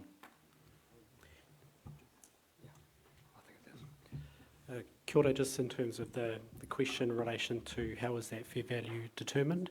So that is based on the price that can be achieved for those shares in the open market. So the company and the iwi have valued it based on what are the transactions that are happening within Fiord and Lobster shares. So what are the actual transactions for buying and selling of those shares in the market? And from an audit perspective, we've looked at, okay, what is the audit evidence around the transactions that are happening both during the year and after balance date? And our audit work confirms that the share valuation based on the value that those shares are trading at accurately reflects the fair value. Ka pai, thank you. And some other pātai is around that debt equity ratio policy, if we can get clarity, otherwise I'm happy to get that another time too. Kia ora. Ai, ka tika ka mihi kia koutou mō tō mahi nui I tēnei wahanga. Just a little pātai from me. What's happening with the properties at Pandora?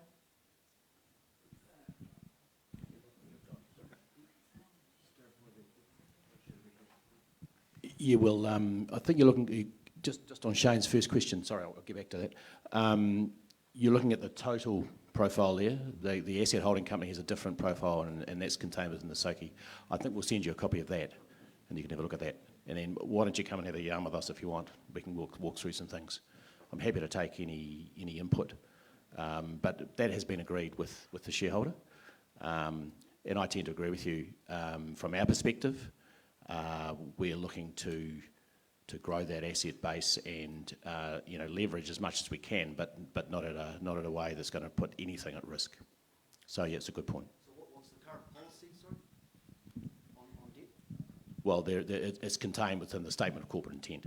And what is it? What's the current ratio within that policy? I can't remember off the top of my head, but it's not that much. So we're not in breach? No, I'm talking about the asset holding company here, right? So, and no, we're not in breach, and we measure that every month. Ka pai, thank you. Yeah. But I'll confirm that for you afterwards. Now, to your question, there's quite a lot happening there. So there's two properties. So one is fully let on a mix of short-term lets and some slightly longer term. We're negotiating on a longer term one at the moment. Across the road, we've had a number of expressions of interest for parts of the site and for. So this is currently. So we're not talking about the 23 period, but what we're seeking to do is freehold that land. So there's a process that we have to go through with the Napier City Council because they're the owners, the ultimate owners. We have a lease in perpetuity there, so if we can freehold that land, and we've engaged someone to help us with the concept there, then that will change our long-term view on that, and how we can invest in there and who we want to attract in there. So that's what's happening. Just further to that question, bearing in mind that we have to report to you on the 2023 period, and some of the stuff you're asking for is today and for going forward, which starts to muddy it up. And so it's important that we have some time to talk and know that they're two separate issues. It's important that we stick to the process of reporting on that period of time so that we're actually reporting correctly. Nothing bad about that, just want to make sure that. So those have been let in since that 2023 period has come? Some have been, but some are already there. Okay. But there has been a bit of a change subsequent. So will they be in these accounts? Because I can't see them currently. Sorry, the individual lessees you mean, or what do you mean? She's asking my questions. Where are the properties in the plant properties equipment list, the Pandora properties? Are they in here? They are? They should be.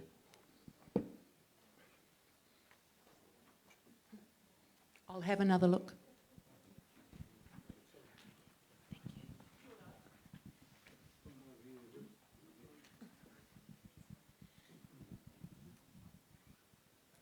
Kia ora tātou. Ko te mea nui tēnā koe Zane, hei tupira te tātou o tēnei hui. Ki a koe Baden me te poare hoki, tēnā koutou, kia ora koutou katoa. Kia ora everyone. I won't ask a lot of questions, even though I've got a huge list here, because both Matt and Aramanu have asked a number of questions I've written down, not only from myself, but on behalf of my whānau.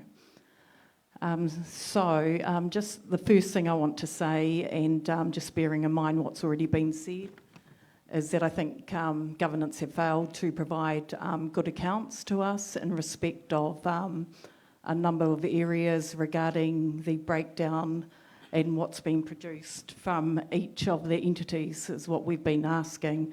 And I'm probably going to be the third person to ask for breakdown of revenue and profit by operation, because it's really difficult to understand what is making money and what is not. And you talk about the deferred revenue, or you've put it up there of 19 million, where's that actually coming from? So we want to know more of the detail.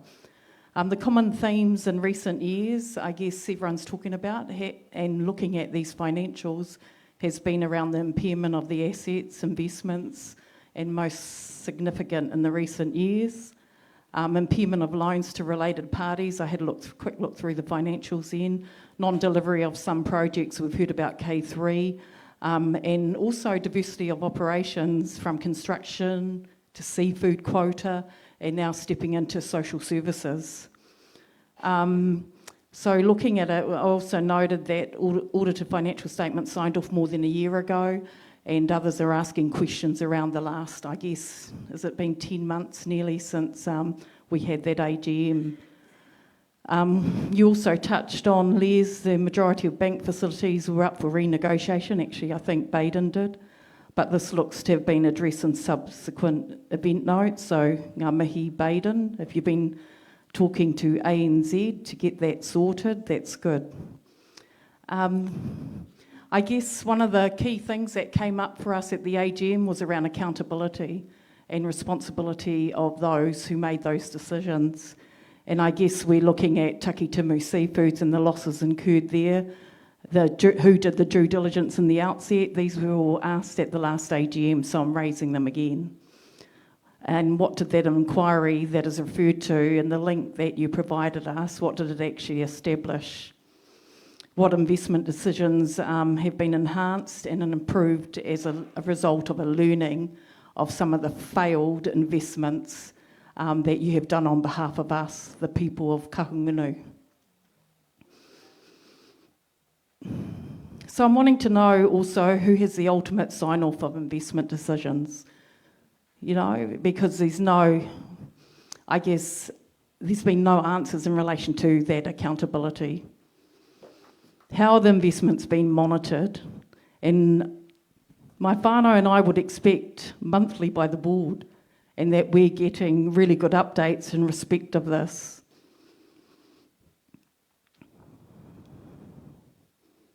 Sorry, I'm just referring to my notes.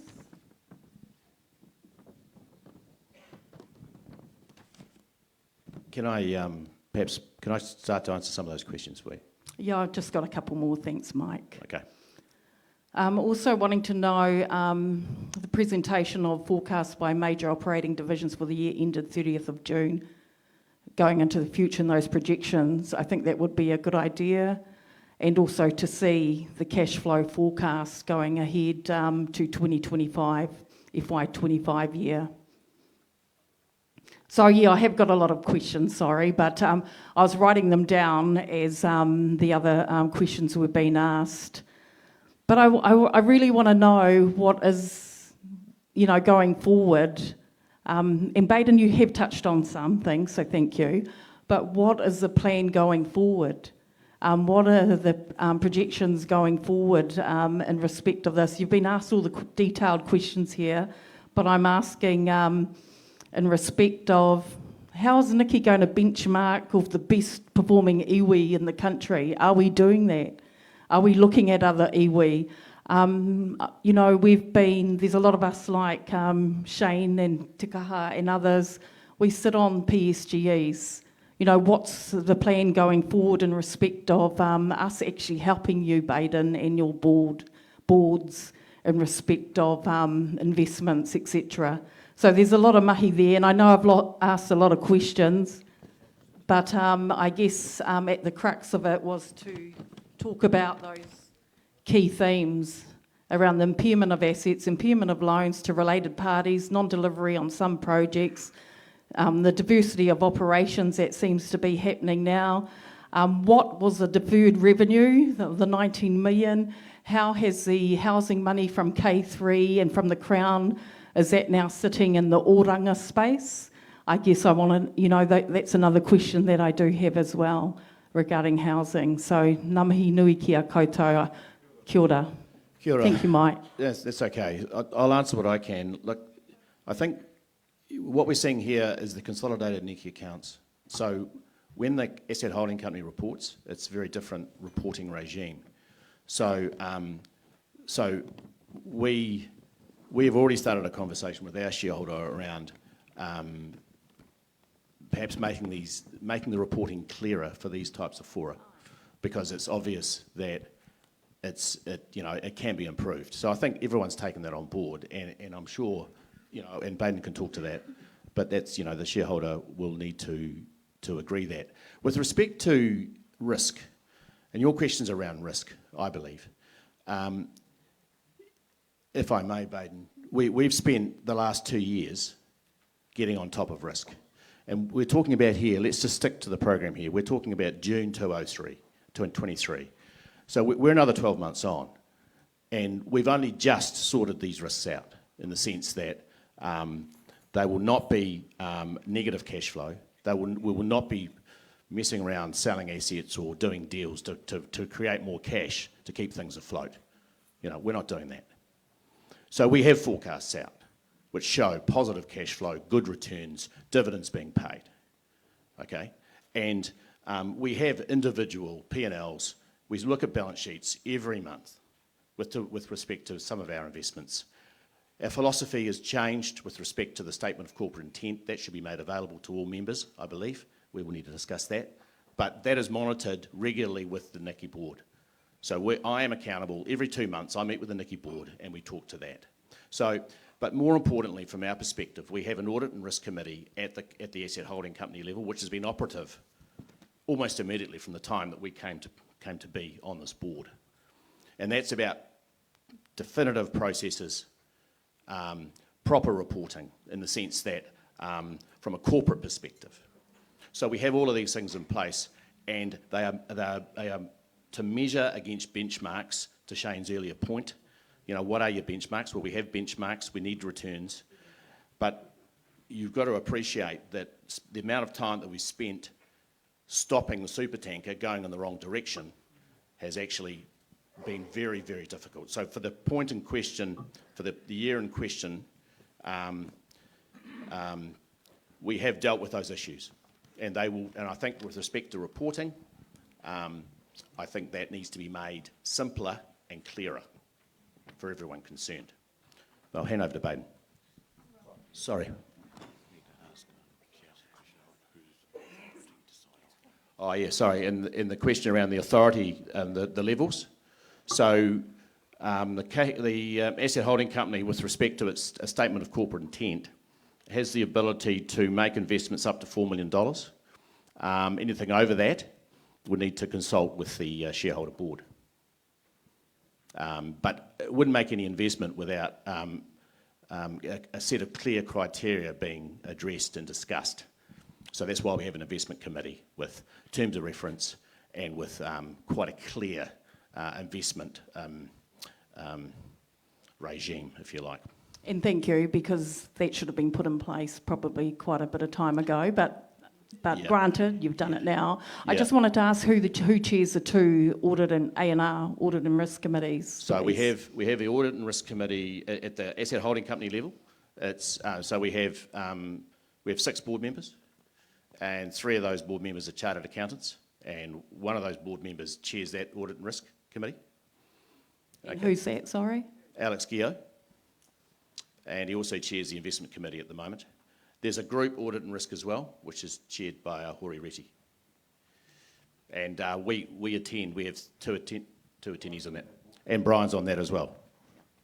Thank you. And just one more, because you raised it. You talked about having crossover between the group and parent accounts being presented on the same. What was your idea going forward in respect of clearer financials for our people, so our people can understand their account, the financials going forward for any other report? Yeah, kia ora, Tania. We're hearing clearly that you guys want to see that type of detail. We'll take that back and have a kōrero as the Pōri Matua and also as CAC, because CAC, actually all of those businesses come under CAC. Some of them have been put to bed, so you won't see that list as big as it has been in the past. But I just want to say to our people that we, as I said at the pulpit, he tino taonga wēnei rawa, wēnei pūtea.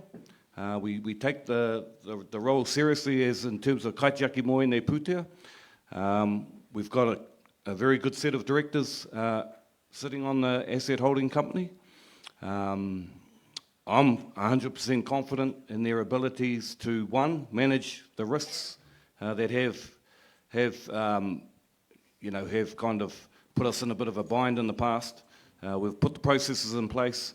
We have the committees that oversee investment risk. We understand we can't be going to where we've gone in the past, and we've tried to shore that up. And we'll continue to look at that, Mike. At the moment, I think it's working well in terms of reporting. You know, reporting in detail, it does come at a cost in terms of auditors and accountants, te mea. But you know, if that's what our people want, kei te pai, kei te rongo mātou I ngā hia o te iwi, and it can be done. It can be done. But yeah, I think atu I tērā, unless there's other questions. Oh, yep, there's a few over there, ka pai. But yeah, we are putting in the processes to keep our pūtea safe, to keep our people safe in terms of what we deliver. So that's all we can say right now. And the future, we've got a SIPO that clearly outlines where we want to be going in terms of our assets, growing them, at what percentage, you know, rate of return, etc., risk, all of that. So the SIPO, that can be shared with our people. I mean, it's there. Have a look. But as a board, we 100% support it, and that's going to be charting our future in terms of our asset base and growing that. So kia ora mo enei pātai, Tania. Kia ora, Charles. Kia ora. Kia ora. Baden, I think it was remiss of you to have cut off the chairperson of the Kahungunu Asset Holding Company at the start of the hui. And I think I'm sad about that, Mike. I think as the chairperson of our Kahungunu Asset Holding Company, you should have had the opportunity to speak at the start, and I'm saddened by that. I'd like to get straight into my question. I'm concerned by the dollar amount for governance. $1 million is a lot of money, and that's a very expensive table that I'm looking at. So I'd just like a little bit of commentary about that cost for governance of $1 million and why it's, that seems very high to me. So I'd just like to understand that a little bit more. My second question is in relation to K3 and directly to you, Mike. Excuse me, bad time for a phone call. No, it's my boss. My question is, was the advice given from the asset holding company to the shareholder to shut down K3? No, is the answer to that second question. So let's just talk about K3, because what we're looking at K3 at that point in time, from our perspective, the board of the asset holding company, we were unclear as to the strategy and possibly the execution of the strategy. It was not clear to us. So what we did, we worked closely, so post-balance date, so we worked closely with Chrissy and her team to effectively ensure that the projects could be delivered and that the very good work done around trades, training and everything was retained.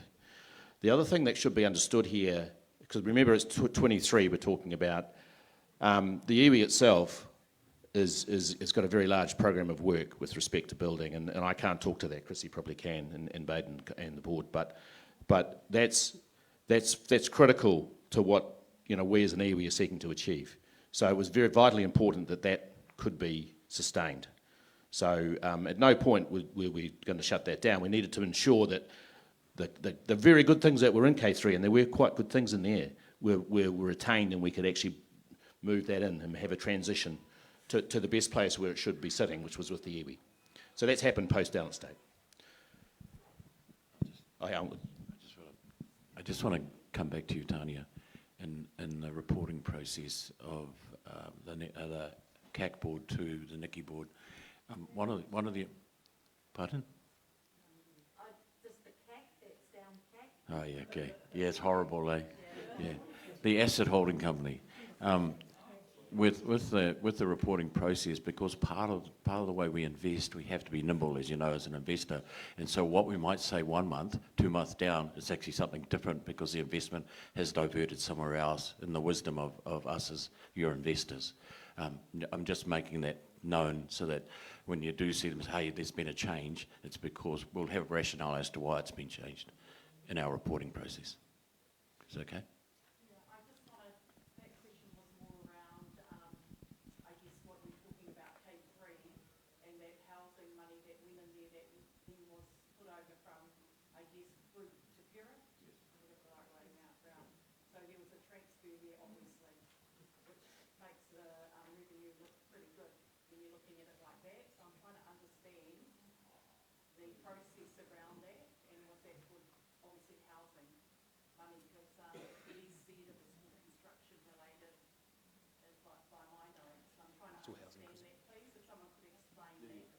Yes, Chrissy can talk to that, but I think it's all housing. Kia ora, Tanya. At the time when we were advised that, noted that there were issues with K3, from an iwi perspective, the first point was to uphold our obligation that we'd taken on, not only to the Whaikanga Whaioranga funding, but also there were 2 hapu that were involved in the transactions with K3. So it was to uphold that. We had to investigate and make sure that we could minimise any potential further risk to liability, make sure that the creditors were satisfied that we were continuing through and that we could continue to provide the program. The issue that we had as a iwi, that we had invested a significant amount into K3 for building the houses, and we took back those houses and the remaining balance of that fund to complete those houses. So taking it back by the parent was a way of minimising any further potential risk or liability, and our ability then to deliver on the program and meet the obligation that had been created to Hikikitarangi and Omahu, Te Piringa Hapu.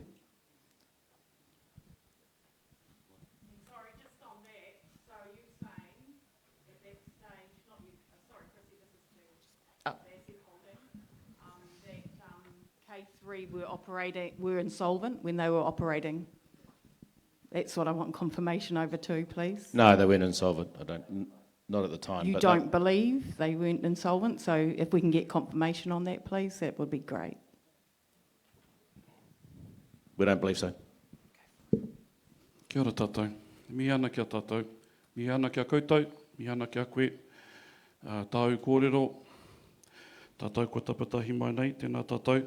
Just while we're talking about K3, before I've got some questions, some wonderings. Just going to cover my jacket. So here is tamatia pōkai whenua. So are we correct in thinking that Niki is forgiving $450,000 in the Hikikitarangi arrangement? Kyle? Okay. And secondly, what if the arrangement of the 600,000 doesn't pay?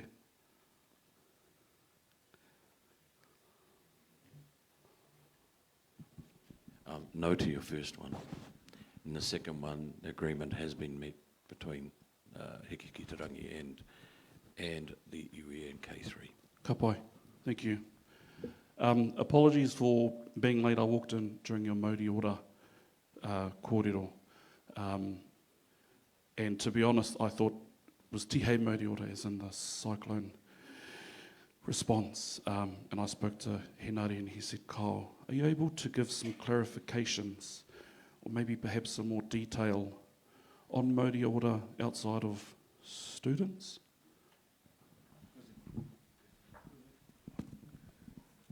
I can get Ruth to upload the sheet of how we measure our finances with Tihei Māori Ora, but I was just going to bring up the sheet if I could figure out where I put it. So,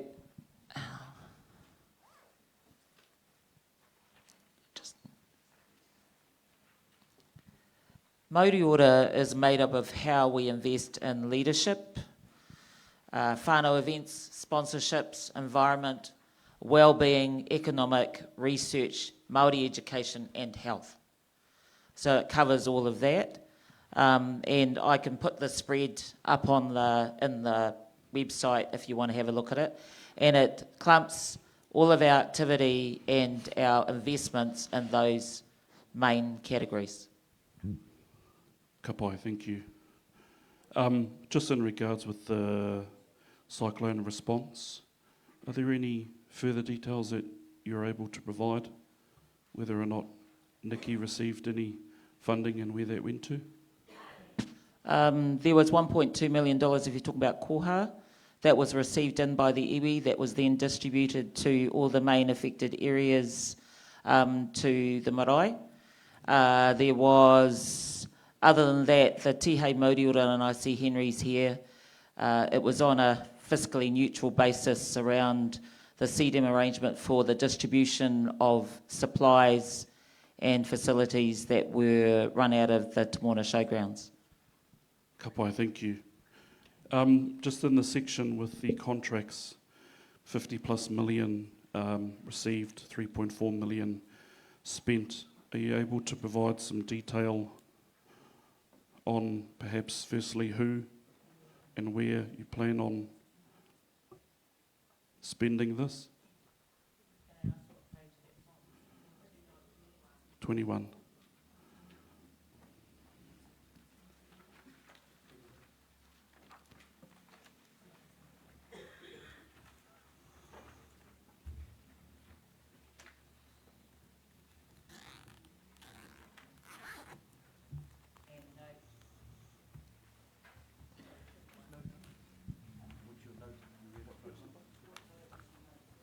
Note 21.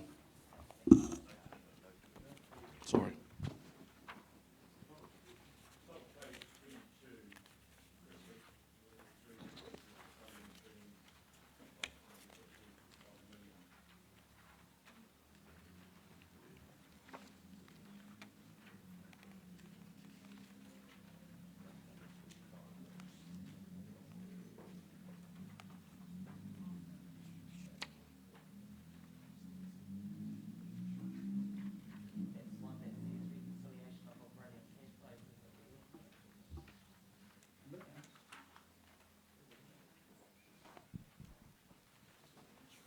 The commitments.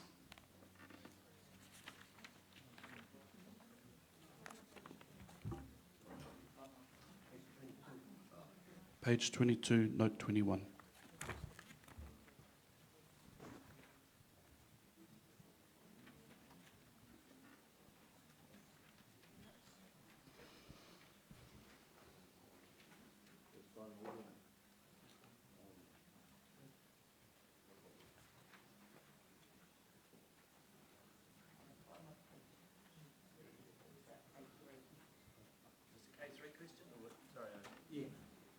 Contracts.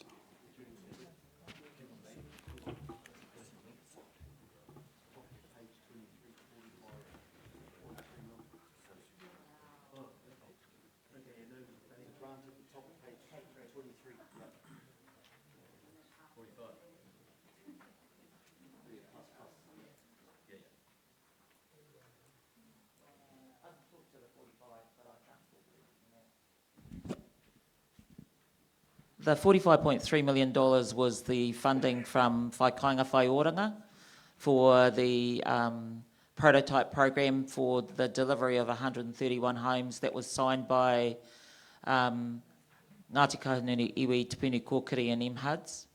So we haven't lost any of that funding in the transaction that went from K3, and we are working on that capital to deliver our homes. Ka pai, thank you. Can somebody comment on the 19 mil deferred revenue, please?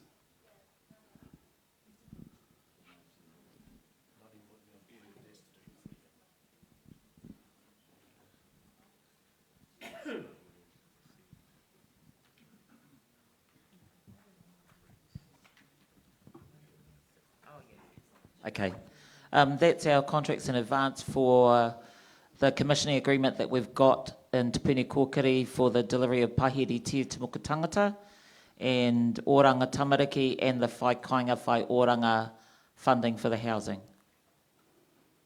And I can give you a breakdown of that after this meeting if you want. Yeah, yes, please. Ka Yeah, pai. just, I guess, working in this space now and understanding and learning about accountability and numbers and figures and projections. And Yep, I can give you that. One thing that's come through today that was also mentioned at the AGM was ko tahitanga. In particular, working with PSGEs. So, to my understanding, the asset holding company decisions were endorsed ultimately by the Ngāti board. Aye. What was that, sir? The asset holding company decisions were endorsed ultimately by the Ngāti board. Yeah. Are you talking about past decisions, or are you talking about what's our process around decision making? No, the past. Well, both, if you can comment.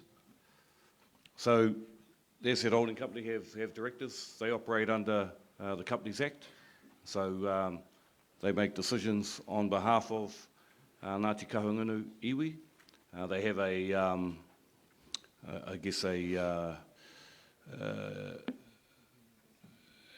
limit to their decision. What did you say? 4 million? Yeah, for investment. Yeah, $4 million threshold.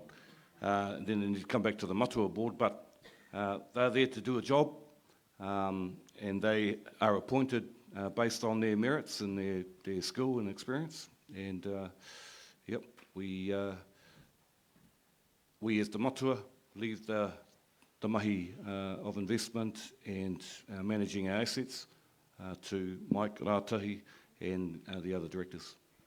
Ka pai, thank you. Just with ko tahitanga, the management, the purchasing, the investments, they impact on all of us.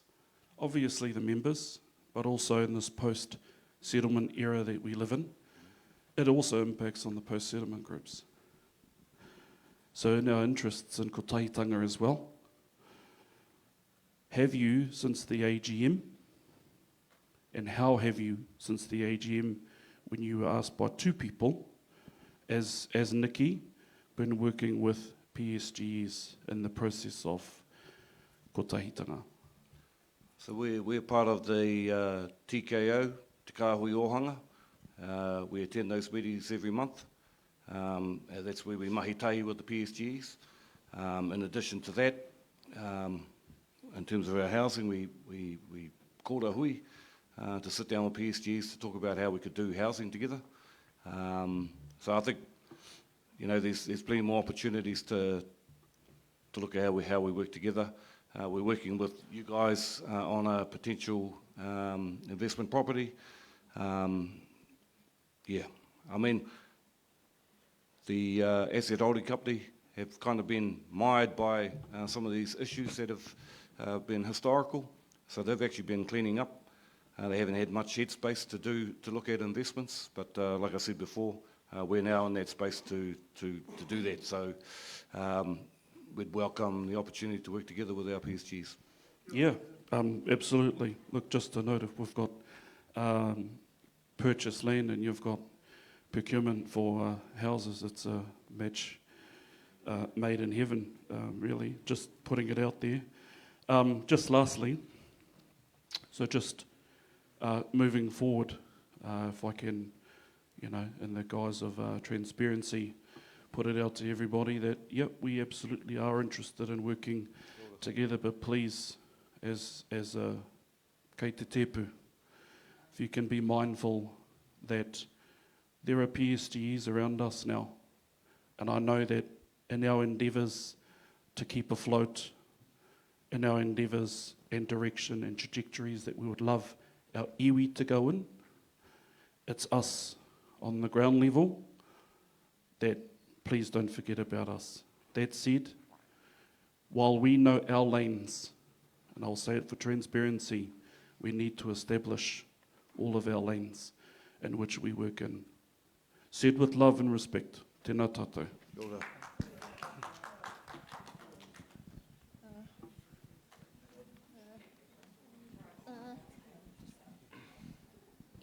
Look, I just want to just clarify something. You know, we came on the board together onto the asset holding company together. We were unaware of the situation that our iwi was in the asset holding company. So our role has principally been around trying to fix something that was broken, right? We didn't break it. But when you go on to a company, you take responsibility for it being broken. And so we took on that responsibility and that liability. We took it on. That's not an easy thing to do when you're talking anything north of $2 or $3 million. So respectfully, the board of directors have worked absolutely hard to get this right before we could even do what we were asked to do, which was grow our business. We haven't had that chance to do that. And it's important that you understand, especially the PSGs, is that we're actually a very good bunch of board directors and very, very skilled in business. The reality is that we have to fix what's broken first. And it doesn't make us look very flash. It doesn't. But believe you me, we are flash. And it would be remiss of the Niki board not to let us loose so that you could take advantage of the skills that we have for you and your PSGs. Now, that I needed to make that point because we're getting into a period where we're having to make an excuse for the past, and they're not our issues, except the liability is. So that's what needs to be cleared. The liability is our issue. And so the first thing you do in any company as a director is fix up the liabilities. Kia ora tātou. Sorry, tēnā koe. Thank you for your comment. Given the context of this and the PSGs, we also inherit our past. We don't exclude ourselves from it. Just to take that on board, I'm not criticising you guys at all, no disrespect or anything like that, but we take the full package and we're responsible for it. And we own it. Kia ora. Ka pai, hei, ko roa tēnei wāhanga kia tātou. I think we've canvassed, you got two there, ka pai. But I'm just mindful, wetei o tātou ko roa nei noho nei. I think we've kind of gone around much of the financials, but yeah, we've got a couple here. But I just don't want to, you know, yeah.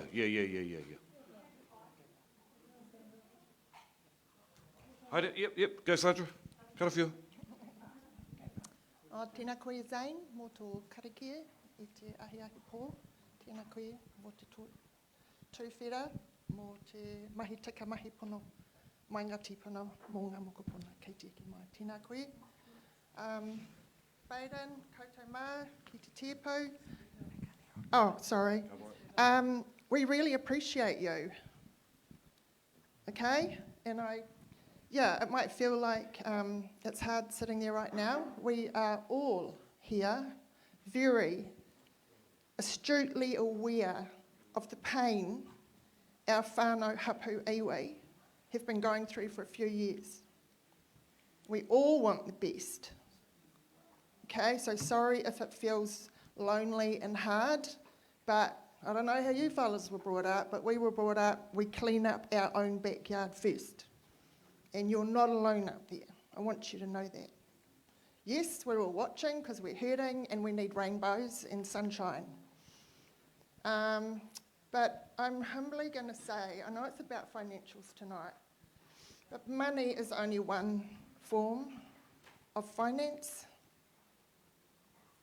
There's huge finance in this room by people values, in tipuna, in mātauranga, and not to take anything away from any of your beautiful skills, because us people put you there, remember? We put you there. And so it's win-win for us all. But I do wonder, okay, I'm going to say it, you might think I'm silly, but I'm going to say it. There's people in this room and in our hapu and iwi who have excellences who could support you as hapu whānau people. And do you reach out sometimes when those people, you know between yourselves, oh, so-and-so is good at this, might just give them a call. So-and-so knows this, walk that life. Do you give them a call? Like, in your roles, how are you at the top of the tepu bringing us in with our feet in the water or the feet on papatuanuku to actually share the mātauranga and the skills and help keep you grounded? So we're mahitahi. Everyone's saying kotahitanga, and I fully agree with that. How are we doing kotahitanga? Kia ora. No, I'm finished, Baden. I'm sorry, you're the chief. But I really want us to consider how we're doing customary and commercial together. Money is not the only commercial asset. All right, aroha nui. Muri ora, tātou. Tell me something. Do we still own a trawler? And what's happening to those buildings over at Takitumu? No. Okay, that was Pandora you were talking about earlier. Okay, so do we still own a trawler? Kau. Okay, so that went a couple of years ago. Okay, kapai. Okay, now, what I've noticed from our members in front of us addressing us, that you don't have any intention of throwing anyone under the bus. So is it now the iwi's intention to continue sweeping serious matters under the mat? Mauri ora.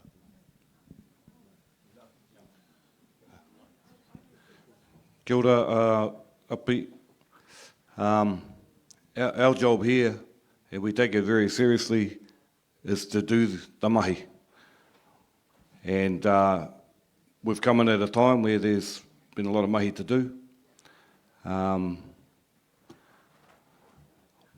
We realise and understand when we came into the role there were other whānau sitting in some of our seats.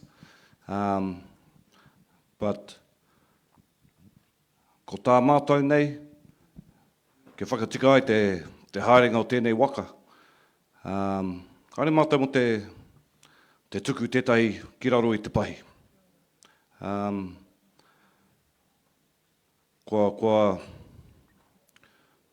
Nā mea e mōhio ana, kua mōhio, engari kāre mātou mo te whakapuaki ingoa, kāre mātou mo te whakahē tangata, kāre mātou mo te whakahāwea, te whakataki i te mana.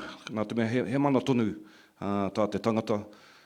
No reira, kei te rongo mātou ki o kōrero api, and I think we're just focusing on how we can best deliver the best services for our people in Ngāti Kahungunu whānui, to have a commercial arm that is getting good returns on our assets, and then a delivery arm, which is providing education, jobs, training, reo, tikanga, taiao, and the best events in the motu. And I think, we are doing that.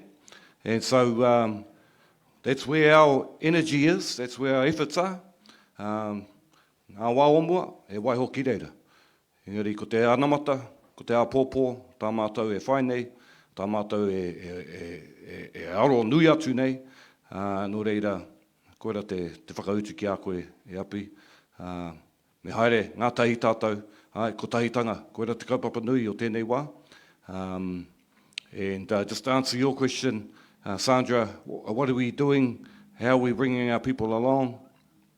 It's probably a kōrero into the 2024 year, but we've had hui a iwi, we've had hui a motu. We're going into a phase where we're going to be looking at our next 25-year plan. So that's how we can bring all our whakaaro, our wawata, our kōrero, our moi to the table so that we can set the table for the next 25 years for Kahungunu. So we're very excited about the next few years because that'll be the mahi. Our AGM coming up in November, he wā anō, kia noho, katahi ai tātou, te kōrero ngā kōrero, ki te wānanga i ngā wānanga, toi tū te reo, e pērā tonu ana. So, let's move forward.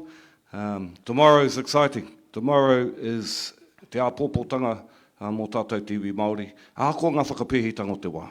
Despite the challenges, and there are many, haramai, mahi tahi tātou, kia tapatai, kia kotahi ai, tātou e. Kia ora tātou. Mr. Chair, may I ask, please, if we just finish off the statement of service performance before we put the motion? Okay. Okay. I'll hand you over to Paul. Kia ora. Kia ora, Paul.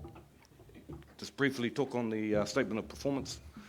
Tēnā koutou, ko te mata te maunga, ko tukituki te awa, ko Karamu High School te kura, ko Heratonga ahau, ko Paul Walker tōku ingoa, tēnā koutou, tēnā koutou, tēnā koutou katoa. At Baden's request, I will try to keep this brief so that we can continue the hui to move. But I do appreciate the kōrero. As an auditor, it helps us appreciate and understand our role in the fact that we report to the iwi members.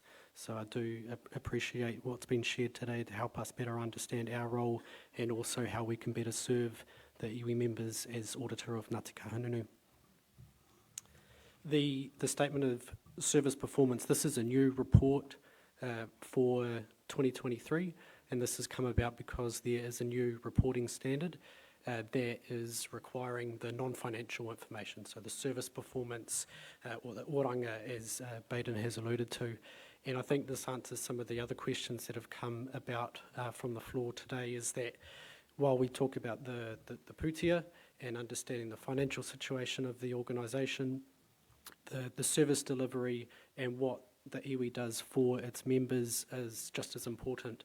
And that's where this reporting standard has come from, to talk about why Ngāti Kahungunu exists as an organisation, what it's intending to achieve, the impact that it wants to have, and how it actually goes about doing this, and as well as reporting about what actually has been done during the year. So those few pages that the iwi has put together about what it's done over the 2022 to 2023 financial year covers its service performance as well. So it talks about the 7 core activities that it has undertaken during the year, talking about te reo, vitalisation, mātauranga strategy, a lot about what's happening with kāinga whai oranga, also about the benefits to members and the recovery effort in terms of Cyclone Gabrielle, and that's been linked back to the strategic plan and what po and areas within that strategic plan it relates to. What we do in terms of auditors is that we're required to audit that statement of service performance, so making sure that what is reported there aligns to what the reporting framework requires, so does it meet all of the requirements that as an organisation Ngāti Kahungunu iwi is required to report against. does it faithfully present the activities that the iwi has undertaken during the year, and is the information that's there relevant and useful for accountability and decision making? So in terms of our audit opinion, covers both the financial information as well as the service performance information. And in terms of this service performance information, our opinion does say that, you know, it is a true and fair reflection of the activities that Ngāti Kahungunu iwi has done. There's no big areas that are missing from it, and we've also audited the information that is in there. So where the iwi talks about it's delivered a certain number of activity or it's done work in the space, then we've been able to corroborate that with our audit evidence to say yes, that did occur.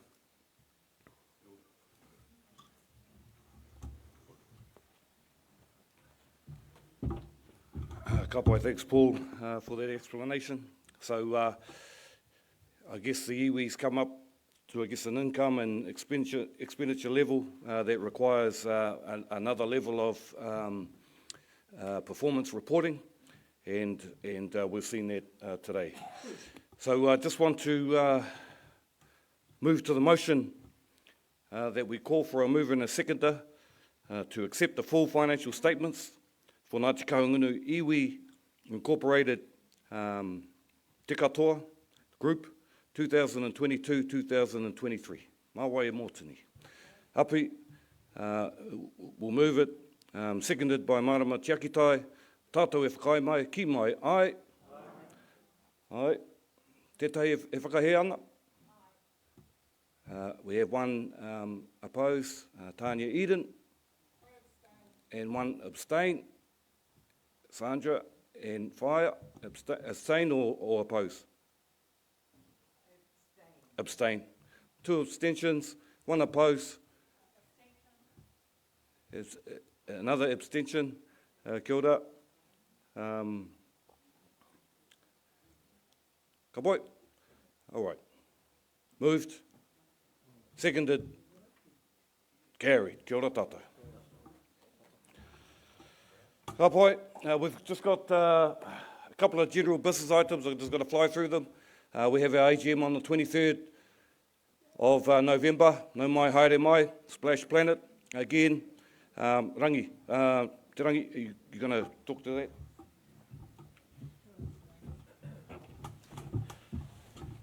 that? 2 minutes. There are 3 places that are important in the lives of all Kahungunu adults: where we work, where we live, and the third and most important is where we gather for conviviality, for camaraderie, for fraternity, for whānauship. And one of these places that we do gather as a benefit to our members is Splash Planet for our AGM Passports Day, Saturday the 23rd of November. This is the chance for us to come together as an iwi, and so we invite all of our marae, there are 90 and our 6 are all here, to bring their flags, to dress in their T-shirts and compete in 9 sports, including the most popular Māori sport at the moment, pickleball. We are also inviting whānau to come to our AGM. This year it'll be at 9 a.m. in the conference centre at Splash Planet. And there's more. Splash Planet has 14 activities in there, in the water, out of the water, activities for young and old to give it a go together. We have access for 3,000 of our members to come along. We would like all of our members to be there. In the past we've had 5,500, but the Hastings District Council has restricted entry because of health and safety reasons. Now, normally it's $26 a head to get in, but for our members for that day only, it's $5. But you have to be registered, and registered through your marae and participate and compete in our sports. Also, as part of the day, one of the benefits for the iwi is that we are providing a barbecue, ribs and salad lunch with a drink. So whānau, we invite you all to come, fill up the place. All of the tickets will go on sale just after Labour Weekend, the first Wednesday after Labour Weekend, right up to 5 o'clock the night before the event.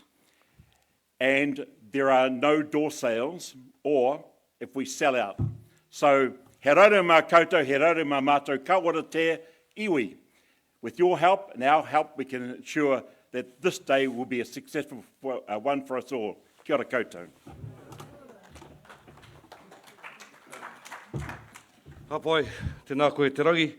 The second issue, or not the issue, the second general business item is our vision coming up in 2026. Like I said, the board will want to hear from all of our tai whenua, all of our marae, hea o whakaaro o the next 25 years.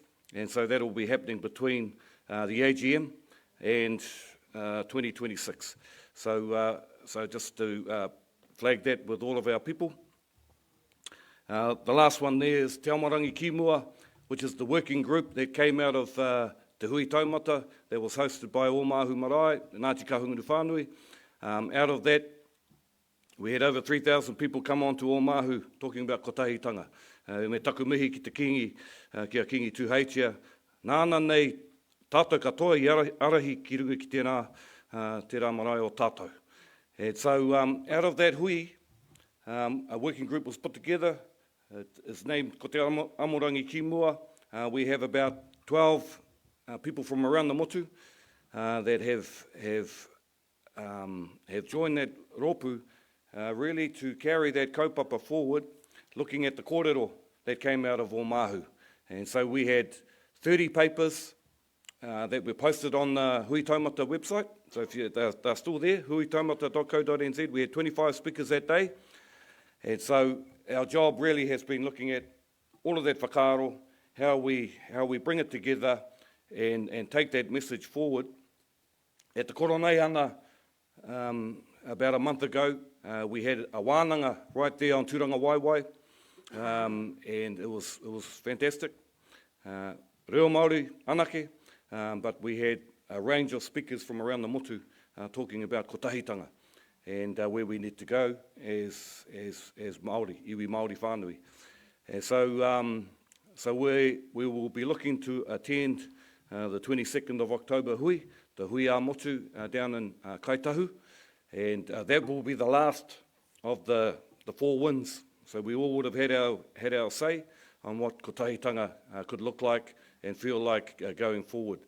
And so we just want to just update. All of the updates and the kōrero is on the huitaumata.co.nz website. But kotahitanga certainly is where we need to go.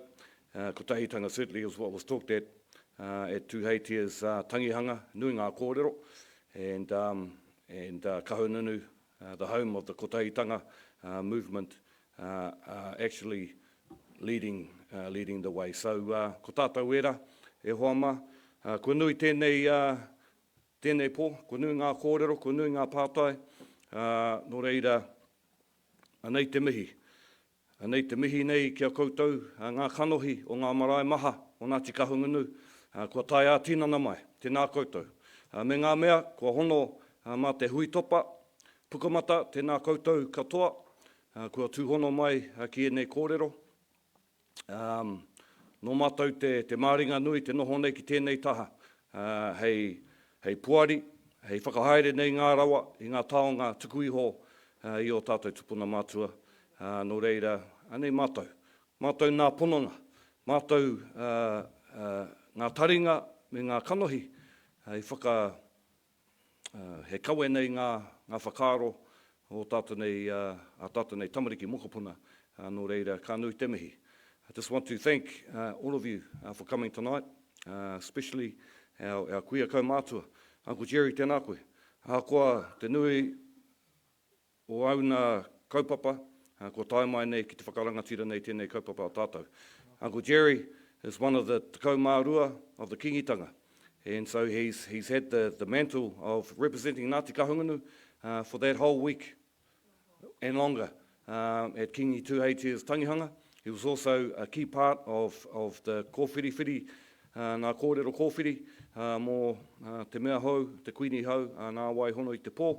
So I just want to acknowledge our kaumātua and Uncle Jerry and others that kei te pupuri tonu I ngā taonga tuku iho. Kei te haramaki enei huihuinga, ko te roa o te noho, ko koutou era kei te haere pēnei tonu mai. Nō reira e mihi ana kia koutou. So on behalf of our boards that are here, our members, board members, and those that aren't here, tēnei te mihi. Tēnei te mihi, kia koutou katoa. I want to acknowledge Chrissy, our CEO, Rawinia, our GM for our asset holding company. Ai, homai te pakipaki kia rawa. And all of our staff, we have a number of staff here. We don't have big staff compared to some iwi, but what we get out of our staff is tino pai, ka mau ke te wehi. Nō reira, paki a whakanui.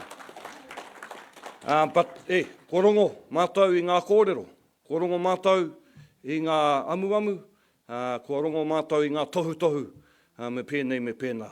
Nō reira, anei mātou kei te rongo, taringa, kua kite a kanohi, ia koutou kua haere mai nei te rānei, nō reira, tēnei mātou e mihi atu nei kia koutou, huri noa tēnā koutou, kia ora mai tātou katoa. Waiata whakakapi.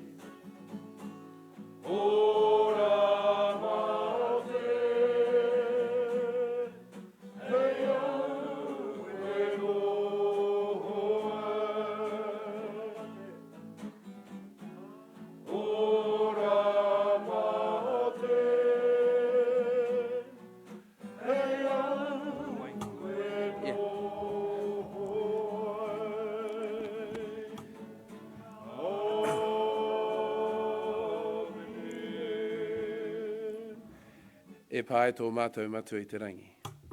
Anei mātou o tamariki e inoe ati nei kia koe pā.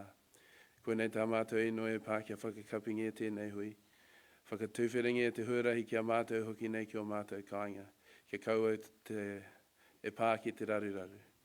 E pā tiaki no mātou whānau kāri tai mai tēnei pō. Tiaki na ngā kau mātua rātou māwiwi anei tai mahana. Rātou kei ngā whare here kei ngā whare wairangi. Koe nei hoki tā mātou inoe e pā, whakapaingi a mātou kai hei oranga mo mātou tīnana, whanga hoki o mātou wairua ki te taro o te ora. Koe hukraiti hoki tō mātou ariki. Āmine.